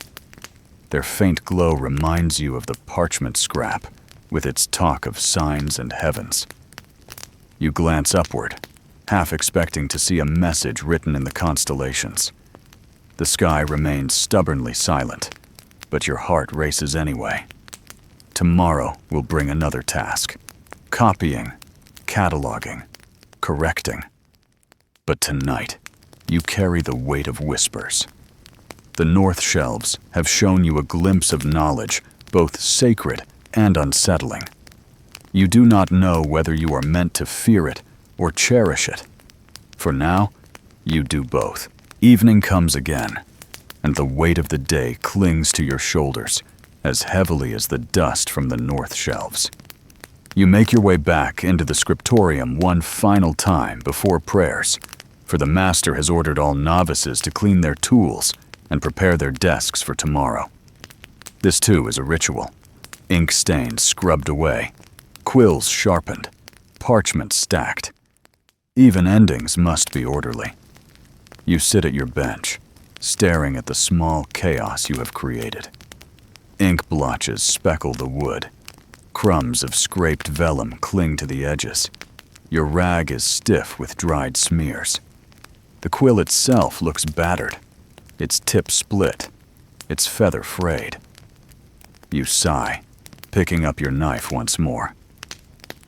The evening's work is not about words, but about care, tending to the tools that carry them. You begin by trimming the quill. The knife whispers against the shaft, slicing thin curls that fall to the desk like pale shavings of bone. You test the nib on a scrap, adjusting, trimming again, until the line flows evenly. The task is calming, almost meditative. Each careful slice is a small act of control in a day filled with mistakes and whispers. Historians still argue whether scribes sharpened quills daily or stretched them for as long as possible. Some manuscripts bear strokes so faint they suggest exhausted nibs, others so bold they reveal freshly trimmed tips. The debate may never be settled, but tonight you feel certain of one thing. For a novice, trimming is survival. A blunt quill means disaster. A sharp one offers hope. Next comes the ink. The pot sits heavy, its rim crusted with dried black rings. You wipe it carefully with a cloth, fingers stained anew in the process. The smell rises, earthy, metallic, a reminder of oak galls and soot. You think again of the odd practice of licking quills and suppress a grimace. The memory of its bitterness is still vivid on your tongue. You whisper to yourself, half amused, "Never again," and return to your cleaning. Your robe bears its own constellation of stains, tiny black stars across the sleeves. You rub at them with a damp cloth, but most remain stubborn. A fellow novice nearby mutters that some monks claimed ink stains were badges of honor, proof of devotion. You grin faintly, glancing at your spotted sleeves. Then I must be a saint already, you think, though you wisely keep the joke to yourself. A mainstream fact steadies you as you work. Byzantine scribes often ended their labor with prayer, treating the cleaning of tools as part of the sacred rhythm. Ink was not merely a substance, but a vessel of the word, and caring for it was a duty. You find comfort in this idea. Even in the dull scraping of quills and wiping of pots, holiness lingers. The master walks the aisles slowly, inspecting. He pauses at your desk, glances at the neat row of sharpened quills, the cleaned ink pot, the stacked parchment. He nods once, his approval silent but clear, then moves on. Relief warms you. In this hall, silence from the master is praise. The light fades quickly, the last rays of the sun slipping away through narrow windows. Candles are lit, their glow soft and flickering, painting the walls in trembling gold. Shadows stretch across the desks, mingling with the stains that refuse to be wiped away. The scriptorium, usually a place of stern silence, feels gentler now, almost weary, as though it too longs for rest. A quirky tidbit surfaces as you scrub. Some manuscripts bear notes at the end, where scribes confessed their fatigue. Writing bows the head, crushes the lungs, and bruises the ribs. The parchment is against me. The end, thank God. You smile at the honesty, imagining a weary monk centuries ago throwing down his quill with the same frustration you feel now. It comforts you to know even the most disciplined hands grew tired. Historians still argue whether these complaints were tolerated or whether they slipped into manuscripts unnoticed. Were they sanctioned confessions or quiet rebellions? Perhaps both. Tonight, you feel tempted to add your own note of exhaustion. This novice is drowning in ink, but you know better. Your margin is no place for rebellion. Not yet. The sound of cleaning fills the room. Knives scraping quills, cloths rubbing wood, faint coughs from the dust stirred into the air. It is not silence, but it is harmony. Each novice tends his tools, each motion part of the unspoken rhythm. Even this, you realize, is a form of copying, mirroring the gestures of those who came before, repeating them until they shape you. Your desk is cleaner now, though not spotless. The ink stains remain, stubborn as memory. You lean back, studying the marks, and realize they tell your story. The blot from your trembling first day, the smear from the split quill, the splatter when you sneeze too loudly. They embarrass you, yet they also anchor you. Perfection may be the goal, but imperfection is the truth. The master signals the end of work. Candles are snuffed one by one, plunging corners into shadow. The novices file out quietly, leaving the scriptorium to its silence. You rise, stretching stiff shoulders, and follow. The air outside is cool, the courtyard bathed in twilight. The fountain trickles, the cypress trees sway, and the first stars blink overhead. You inhale deeply, savoring the fresh air after the heavy musk of ink and wax. As you walk toward the chapel for evening prayers, your fingers still smell faintly of ink. You rub them together, the stain refusing to fade, and wonder if they will ever truly come clean. Perhaps not. Perhaps that is the point. Historians still argue whether scribes embraced their stains as signs of labor or fought them with endless scrubbing. You suspect both. Tonight, though, you decide to accept yours. Ink on the fingers, stains on the sleeves, dust in the lungs, all of it part of the vocation you have chosen. The chapel bells toll softly, guiding you forward. You enter with the others, bowing your head, murmuring prayers. The candlelight glows, the chants rise, and the weight of the day begins to soften. Your body aches, your mind buzzes, but your heart feels steadier. You have survived another day of ink and silence, mistakes and corrections, stains and small victories. When prayers end, you return to the dormitory, slipping into your narrow bed among rows of weary novices. The air is thick with the smell of sweat, wax, and wool. Snores begin almost instantly, mingling with whispered prayers.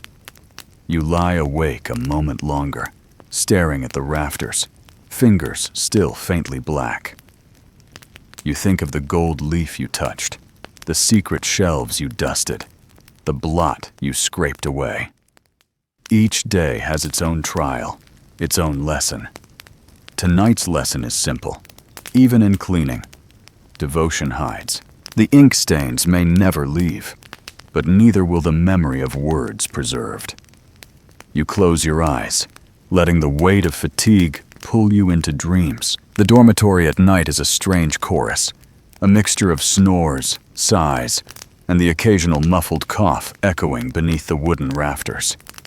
You lie in your narrow bed, staring up at the shadowed beams, waiting for sleep that comes slower than ink drying on damp parchment. The room is crowded with novices like you, all stretched out on rough straw mattresses, wrapped in wool blankets that smell faintly of smoke and sweat. Privacy here does not exist. Every breath, every shift, every murmur belongs to everyone. You roll onto your side, trying to find a softer patch of straw. It crunches beneath you, stubbornly unyielding. Across the row, one novice has already surrendered to sleep, his snores loud enough to rattle the boards. Another whispers faint prayers, his voice barely audible, but steady, like a soft current of water. You close your eyes, trying to ride the rhythm of sound, but your mind resists, clinging instead to the day's ink blots and whispered secrets from the north shelves. Historians still argue whether novices truly rested well in such communal quarters, or whether exhaustion simply wore them down. Some chronicles describe nights filled with silent contemplation, others with whispered chatter, even mischief. Tonight, you experience a mix. Moments of near silence broken suddenly by the creak of a bed frame, the slap of a sandal dropped carelessly, or the muffled laugh of boys too restless to surrender to sleep. You pull your blanket higher against the chill. The monastery walls hold cold, like a miser holds coins, releasing it slowly into the night air. Your breath fogs faintly before you. You think of the ink stains still clinging to your fingers, too stubborn to scrub away, and mutter softly, "Even in dreams I'll be smudged." A weak joke, but it comforts you in the dimness. The novice beside you shifts and murmurs something unintelligible in his sleep. His face looks younger in the candlelight, softer, almost childlike. You wonder if he dreams of home. You wonder if you will too. The thought stirs something tight in your chest. You roll onto your back again, staring at the rafters, listening to the sounds of others, drifting where you cannot. A quirky tidbit comes to mind, one told in whispers, that some monks claimed angels passed through dormitories at night, listening for the purest prayers among the sleeping. If they found one, they carried it upward like a letter, delivered straight to heaven. You smile faintly, imagining an angel bending low, cocking its head amid the snores, and sighing at the racket.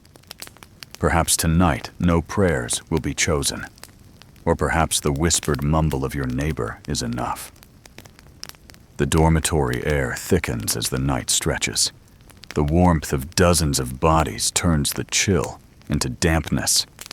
You tug at your collar, trying to breathe more freely. From the far corner, a novice coughs again, hacking sharply. The sound is harsh in the stillness, and for a moment, you fear it might wake the master. But the cough subsides, and silence resumes, broken only by the rhythm of breathing.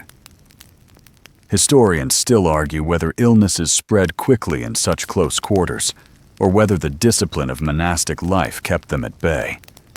Records mention both plagues and remarkable resilience. Tonight, lying here, you understand how easily a single cough can unsettle a room. Vulnerability is as constant a companion as prayer. Sleep comes in flickers. You drift, half awake, half dreaming, your thoughts blurring into strange images. Pages flutter in your mind, ink bleeding into stars, gold leaf turning into sunlight caught in branches. You see the north shelves again, shadows leaning, books whispering in voices you cannot quite hear. You stir, restless, and the straw crunches like brittle parchment. At some point, you wake to find the dormitory darker. The last candle snuffed, only moonlight filtering through narrow slits in the wall.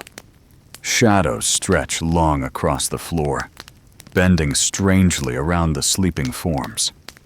For a moment, you imagine the room as another manuscript. Rows of novices, like lines of script. Margins filled with whispers and sighs. The thought amuses you enough to soften the ache of sleeplessness. A mainstream fact reassures you. Monasteries were designed not for comfort, but for endurance.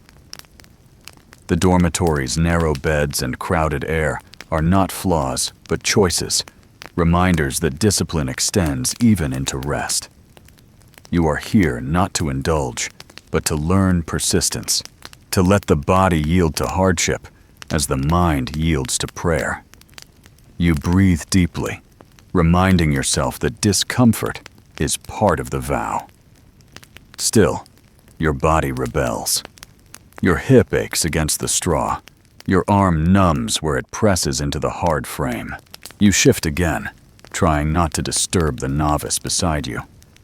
He stirs anyway, blinking drowsily, then mutters, "Sleep, or you'll stumble tomorrow." His voice is kind, half teasing, and you manage a tired smile. You whisper back, "I'll try," though both of you know trying has little to do with it. Sleep is a gift, not a command. Minutes, or about hours, drift by. The snores rise and fall, a strange lullaby of human imperfection. Slowly, you feel your body surrender. Your breath deepens, your thoughts blur, and the weight of the day begins to ease. You do not notice the exact moment sleep takes you, only that the rafters fade, the snores soften, and the straw beneath you no longer feels like stone. Historians still argue whether dreams held special meaning for monks, whether visions were seen as divine messages or simply the mind's wandering. You hope yours will be the latter, ordinary and dull. Yet as your body sinks deeper into rest, a flicker of gold leaf shimmers behind your eyes, and you sense that even in dreams the scriptorium follows. The night stretches onward, and the dormitory breathes as one. Snores, sighs, whispers, all blending into a single rhythm. You lie among them, another line in the manuscript of novices, ink-stained and weary, but still present, still enduring. When morning comes, you will rise again to ink and vellum, to masters and mistakes. But for now, wrapped in wool and shadow, you let the dormitory carry you, its chorus cradling your restless heart into uneasy but welcome sleep. Sleep arrives at last, though not as deeply as you would wish. It comes in waves, gentle at first, then heavy, until you are floating somewhere between the scratch of quills and the sigh of wind in the cypress. In this half-dream, half-waking state, the world shifts. The dormitory fades, the snores dissolve, and you find yourself wandering through a landscape woven of parchment and ink. The shelves of the North Library stretch impossibly tall, their books glowing faintly like lanterns. The fountain in the courtyard spills not water, but letters, black and curling, splashing into a pool that ripples with text instead of waves. You drift closer, fascinated.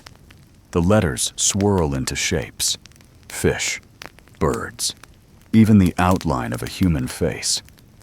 The sight reminds you of a quirky tidbit whispered once by an older monk, that in ancient times, some believed the very stars of the heavens were letters in God's script, scattered across the sky to be read only by the wise. You glance upward in the dream, and sure enough, the constellations above you bend into words you cannot quite decipher. A figure approaches from the shimmering shelves. At first you think it is the master, but the robes are richer, the posture prouder. He carries himself with the authority of someone accustomed to thrones rather than benches. He introduces himself without words. You simply know. This is an emperor, long dead, one of the guardians of the Byzantine past. His eyes glimmer like molten gold, sharp yet strangely kind. He does not chastise you for your crooked letters or your ink stains. Instead, he beckons you forward, as though inviting you into a conversation across centuries. You follow, stepping onto a floor that shifts beneath your feet, tiles of mosaic forming and reforming with each stride. At one moment, you walk across images of saints, the next across winding vines of gold and blue. The Emperor speaks at last, his voice echoing as though it comes from both inside and outside your mind. Do you know what you preserve, little scribe?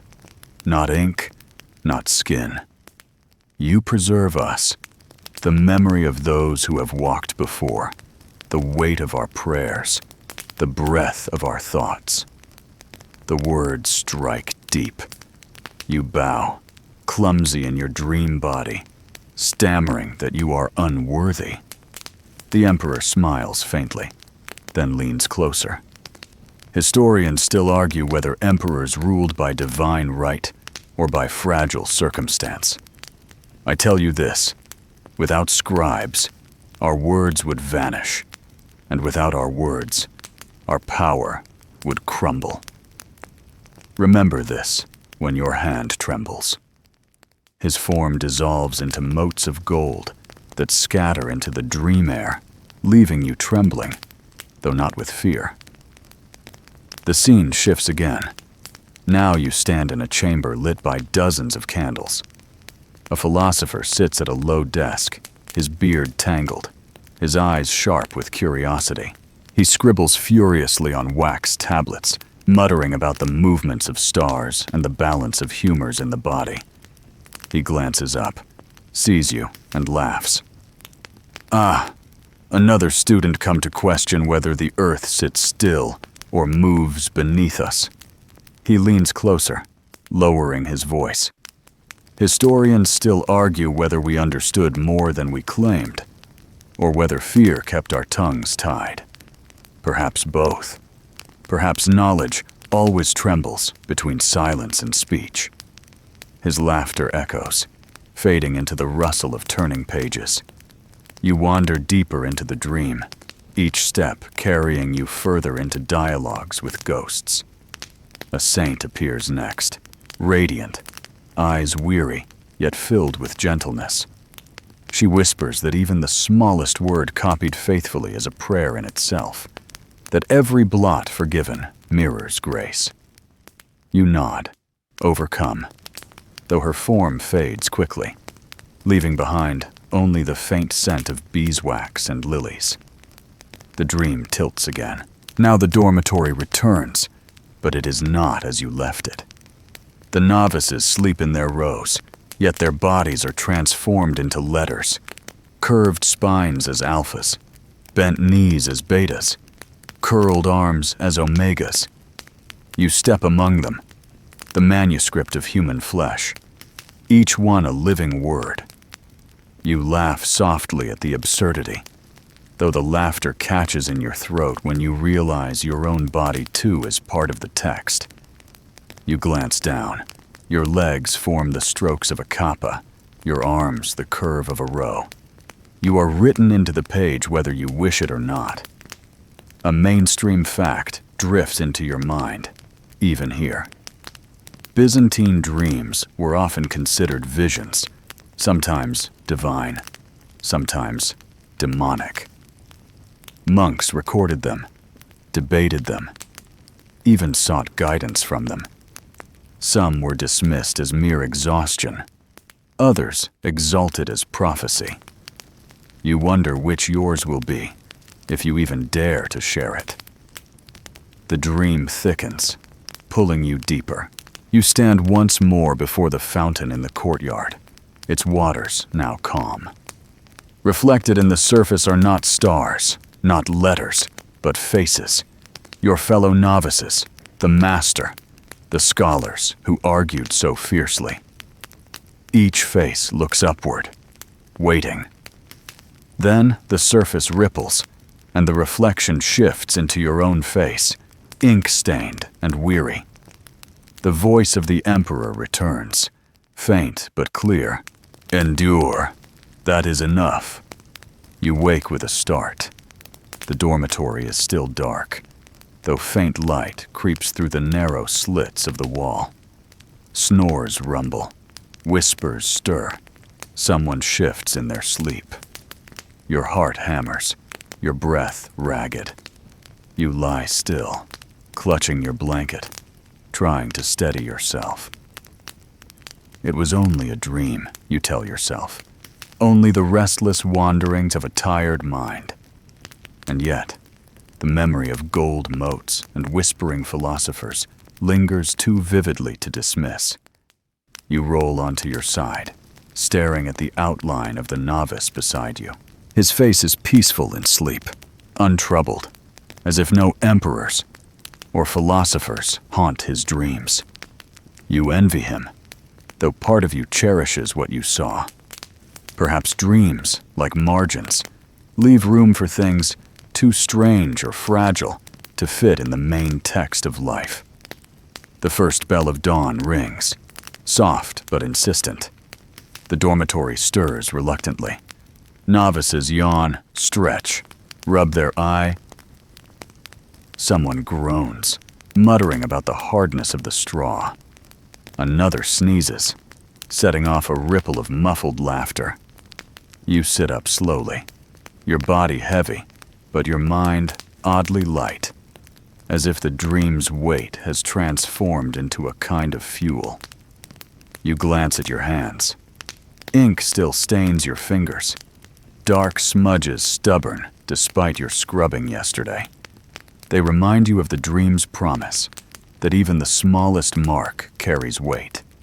You smile faintly, whispering to yourself, "Endure. That is enough." The words steady you, an anchor as you rise to face another day. Historians still argue whether novices truly believed their dreams held meaning, or whether they dismissed them as folly. You suspect both are true, depending on the dream. This one, at least, feels worth keeping. You tuck it quietly into memory, like a scrap of parchment slipped into a hidden book. As you join the line of novices shuffling toward the chapel, the courtyard greets you with its familiar rhythm. The fountain drips, the cypress trees sway, pigeons scatter at your approach. The world is the same, yet it feels subtly altered. Perhaps nothing has changed but you. You step into the morning light, ink-stained hands at your sides, dream whispers still echoing in your chest, and prepare once again for the endless, patient work of the day. The week draws to its quiet close, the rhythm of bells and quills settling into something that no longer feels foreign, but familiar. You wake with less panic in your chest, less trembling in your fingers. The stone floor is still cold, the bread still coarse, the master still stern. Yet you notice your body moving through the motions with steadier grace. Where once you staggered, now you stride, however humbly. The monastery has begun to shape you, sanding the edges of your fear into something smoother. You return to the scriptorium, the smell of ink and vellum no longer overwhelming, but almost comforting.